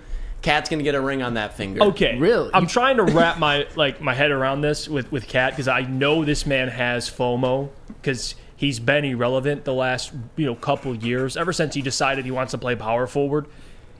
And now you hear, I've done a lot for the game of bat. I changed the game. I mean, he didn't change. And then you see this. I'm saving my left, ring finger for a championship ring. Like, Cat, shut up. Shut up, dude. Like, why? Like the Stop it. Stop it. Get some help. Yes, MJ, get some help. And usually me and MJ don't agree, but today we agree. Get some help, Cat. Here comes the Cat fanatic right here. Oh, I'm not a Cat fanatic. I don't think he's going to win a championship with the Minnesota Timberwolves. I don't think that Anthony Edwards can be the best player on a championship level team. But at the same time, Karl Anthony Towns is a future Hall of Famer in basketball. Based off what? Based off the fact that he has had 5 2010 seasons, 7 seasons averaging 20 per game. I mean, those are actual facts about Karl Anthony Towns. Can't hide from it. He's won his. Listen. He hasn't won a whole lot. I get it. And that's I get that has to be part of it too. It's a legacy you leave in the NBA. You could put up garbage numbers for teams that don't do anything. Minnesota, the highlight of Cat's tenure at Minnesota is P-Bev jumping up on the scorers table. Hell yeah, it is. And getting like they just won the NBA title. That is the highlight of Cat. And by the way, they don't give out rings for first-round exits. I can confirm that. That is true. So I don't know where this ring's coming from, but Cat's crazy. Hey, but when you look at the pantheon of #1 overall picks since LeBron James, Karl Anthony Towns is one of the better ones, and the best #1 overall pick since LeBron James, coincidentally enough, is none other than Anthony Davis. Well, how about here's that's special. Look at him. Look at him. How about look at Sam? I got a question for you Yes. because and somebody dropped this, and I'm sorry I can't find the comment, but I agree with them. Oh yeah, my guy Wheezy. Wheezy says, Cat the better player than Big Ben in Sam's head. Let me describe it for you because offensively, I know what you're going to say. The stats are rumbling. You're going to say yes, but guess what? Who's better at the side of the ball they're an expert at? Cat on offense or Ben on defense? It's obviously Ben Wallace on defense, but defense isn't as important as offense in NBA basketball. And for the Jeff's record, so disappointed. Ben Wallace at a lifetime scoring average of 5.7 per game. But at their respected strengths, Cat's not a great defender. No. He's great offensively. Good offensively. Especially at 7 foot. He can shoot the ball. But Ben, at what he's great at, is much better than Cat at what he's good at. You're assuming that defense and offense are equal. I agree with you that Ben Wallace is a much better defender than and it matters. You gotta, not only do you have to score more points than the other team, but you gotta prevent them from scoring more points than you. That's fair. He deserved by the metrics, he deserved at least 3 of the defensive player of the years that he got. I will give you that. I will give everyone that. I've given you guys that for months now. Okay, and then what else you got for us? All right, last thing. And this, we can just go around the room quickly. By the way, I cannot talk right now. By the way, before, I think Cat has been dipping and diving in Dispo a lot because he's with these takes. He's too fun. He might be looking at the that's true. Aaron Rodgers little retreat room that I'm thinking of. This man's taking some. He comes every day with a new take that's just out of this world. Dude's probably going back there, hitting a little DMT pipe. Hits the dream, comes back, and just comes up with this take that he's just think he's going to manifest. It's like, dude, chill out. But anyways, we'll go around the room quickly with this one. I still couldn't fucking say it. Who would you rather start your team with at quarterback? Number 1. Answer choice number 1 is Lamar Jackson. Number 2, Joe Burrow. Or number 3, Josh Allen. So there's one correct answer. No, there's only one. There's only one correct answer. It's to this. Lamar. No, I'm just kidding. It's Joe Burrow. It's Joe Burrow. Like this is. Should anybody disagree? No, I don't disagree, but I don't think it's as Joe. obvious as people think. I think it's Joe slightly ahead of Josh Allen. So you're going. We're all in agreement. Well, JB, what do you think? Oh, I'm still leaning Joe. Okay, Gabby. Joe. Yeah, I mean Joey, dude, like what he's done in his short time in the NFL. And you talk, Lucas, I gave you credit because you nailed this before. You were on heavyweights, and you look at a guy that's built to play quarterback, it's Joey Burrow. Yeah. And when So you I'm have taking a Joe. guy who's built to play quarterback, and you have Jamar Chase, T. Higgins, just keep naming them, it's going to be really hard to compete. I mean, how many other guys in the NFL can say they beat Patrick Mahomes in the playoffs? I'll tell you what, though, Josh. You know what? In the 2021 playoffs, Josh Allen played better than Joe Burrow did against the Chiefs. I will give you that. When the Bills, what was it, when the Bills lost in the AFC Championship game, It was in the divisional. No, I think they were playing the Chiefs that year, the one I'm thinking of. But the year when Stephon was kind of like sitting on the field after that year, I truly thought the Buffalo Bills were the best team in the NFL, and they got hosed. I mean, I don't think they got hosed, but Josh Allen as an individual got hosed. He threw the game-winning touchdown pass, one of his 4 with 13 seconds left, and then never got the ball back because the Chiefs defense the Buffalo Bills defense gave up a field goal to the Chiefs in 13 seconds, and then the Chiefs won the overtime coin toss and scored a touchdown. That's not Josh Allen's fault. Yeah, and again, I think it's Patrick Mahomes and then the rest of everybody else. And I think it's Joe Burrow, and Josh is right there because, again, if you talk about what he can do with his legs, that matters. But he's a little more of a risk taker and throws more interceptions. But Burrow isn't, he doesn't throw 5 interceptions a year like Aaron Rodgers. I mean, he throws interceptions too, but I prefer Burrow. That's fair. He's shown, at least at a collegiate level to the NFL level, you give him talent, he wins. And he didn't do it yet in the NFL, but he made a Super Bowl. He's the second best quarterback in the NFL. You know who doesn't do that? C.J. Stroud, and that's why you don't take him number 2 overall. But dude, okay. I don't get you with your C.J. Stroud hate, man. Because he has all the talent in the world, and he hasn't won a single big game besides the one where Jackson Smith and Jimba had 297 yards in the Rose Bowl. Actually, more than that. I think he had 300 yards. Or he goes toe-to-toe with the closest thing to an NFL defense and loses because his kicker can't make a 50-yard field goal. But anyway, what happened before that? What happened before that when he played Michigan? Okay. He's so one one of the best days of my life. Okay. Anthony Richardson even. So anyway, we're going to go to break here. But, you know what? Me and Luke, we'll revisit this at a later date. Get your questions ready. It's mailbag time officially. We'll be answering all of them. Even if you guys got questions for anybody in the room, drop them. We'll get to them. Can you tell us about our friends over at Big Boy, JB? Oh, of course, because Strawberry Fest is back at Big Boy. Try the classic breakfast items like the strawberry hotcakes or the mouth-watering red velvet waffles. But if you're not feeling breakfast right now, you can always try the strawberry bacon chicken wrap or cool off with the refreshing summer splash salad. But don't leave without getting some dessert because they have the very delicious classic strawberry pie, the deep-fried vanilla Oreos, and of course, the strawberry hot fudge cake, and so much more at your local Big Boy. How How would you like to win not one, but 2 vehicles of your choice? One for you and one for your wife, your girlfriend, or your best bud. Get to Lady Jane's today for an award-winning haircut and automatically enter for your chance to win. Courtesy of Les Stanford Buick GMC of Ferndale. Lady Jane's, open 7 days a week, walk in anytime. It's wicked awesome. You have an opinion? Make sure it's seen and heard. Corner, jumper, Tweet us, hop on the YouTube chat, slide in the DMS at Woodward Sports on all social media.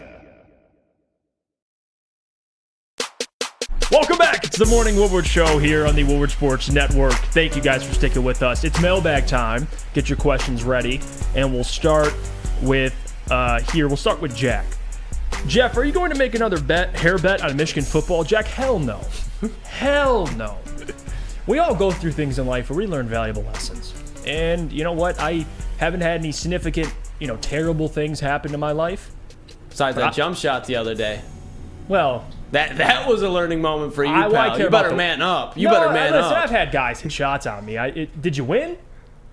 That's the bigger question. That's what the camera doesn't know. Did we? Yeah, well. But you know what? I'm not betting my hair anymore on anything. I think that was it. It was dumb. So to answer the question, no. Let's get to Chuck's question. Mailbag Sam, when was the last OSU quarterback to go winless versus Michigan with multiple starts? I can't even think of it. It would have been during the John Cooper era, honestly. That's tough. Hey, but I will die on the hill, and because I'm actually a bigger C.J. Stroud fan than you are, Lucas. The game clearly, yeah, you can take that. I don't at the Big House was not C.J. Stroud's fault at all. He was getting harassed like a college quarterback has never been harassed before by Aiden Hutchinson. 15 pressures, 3 sacks. Hassan Haskins and the Michigan run game controlled the ball all game. That wasn't C.J. Stroud's fault. Last year, though, at Columbus, C.J. Stroud didn't show up to the degree that you thought he would. C.J. Stroud was scared. That whole game, he was scared. You could see it on his face when he had to make a play. He was like, Marvin, please, Marvin. He just sit there. The dude is not a dog. He doesn't have. He has talent up there with like he has the talent of a number 2 pick, but in here, yeah, no. And that's everyone's welcoming introduction to what you think of C.J. Stroud. And we'll revisit that take at a later date.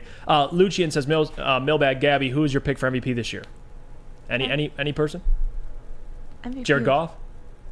MVP. What? Oh, I the missed NFL that. MVP. Yeah. Goff. Sure. All right, roll with Goff. We're going right into it. People are sick of me not having hot enough takes. JB, Dante says, Mailbag, JB, you ready for WWE Money in the Bank pay-per-view on Saturday? Oh, yeah. I'm excited for that one, actually. Yeah, JB's locked in. I don't think people understand Wrestling all day. Let's get to some more questions. Wheezy D says, Mailbag, will Killian Hayes lead the team in assists off the bench? Remember when I said you're a Piston slappy? This is where you gotta own it, Jeff. What do you... Okay, so if You cannot say yes to this question. Tell me. Who's leading the team off the bench in assists? Anyone else besides Killian Hayes. Okay, Name them, and I'm going to say yeah. That's what I expected. Because there isn't anybody on the bench with playmaking abilities like Killian. Now, offensively, yes, you can bring up I get all that. But actually, he said assists. He didn't say points. He didn't say rebounds. He didn't say field goal percentage. He didn't say three-point percentage. He said assists. And I think he will.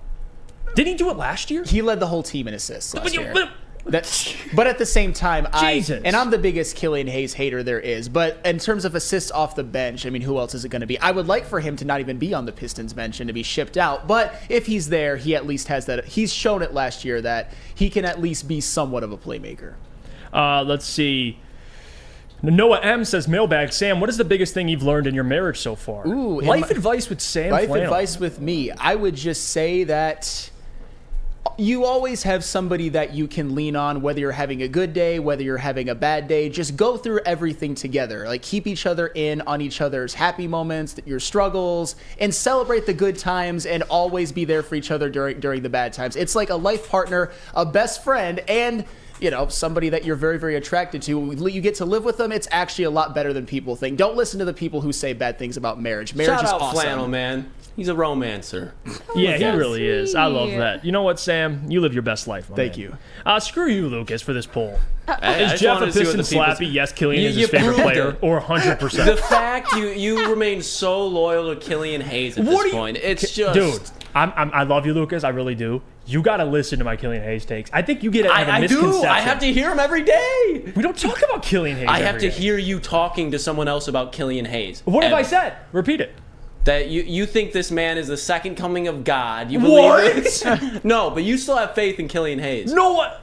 Dude. Gentry got you to break like a week ago and call him a bust for the first time. No, it's not about breaking, dude. He is a bust at 7. I'm not arguing that. He is. Can he be a serviceable NBA player? Maybe. If you were walking in a dark alley late at night, you want Killian Hayes to protect you. That's where you are. I hate all of you guys.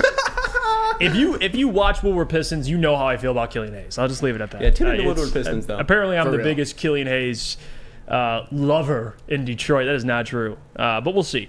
Booner says he is a bust. Yeah, he is. Like, there's no argument. I don't know why. Apparently, I'm supposed to defend that and say he's not. That's not true. Simply not true.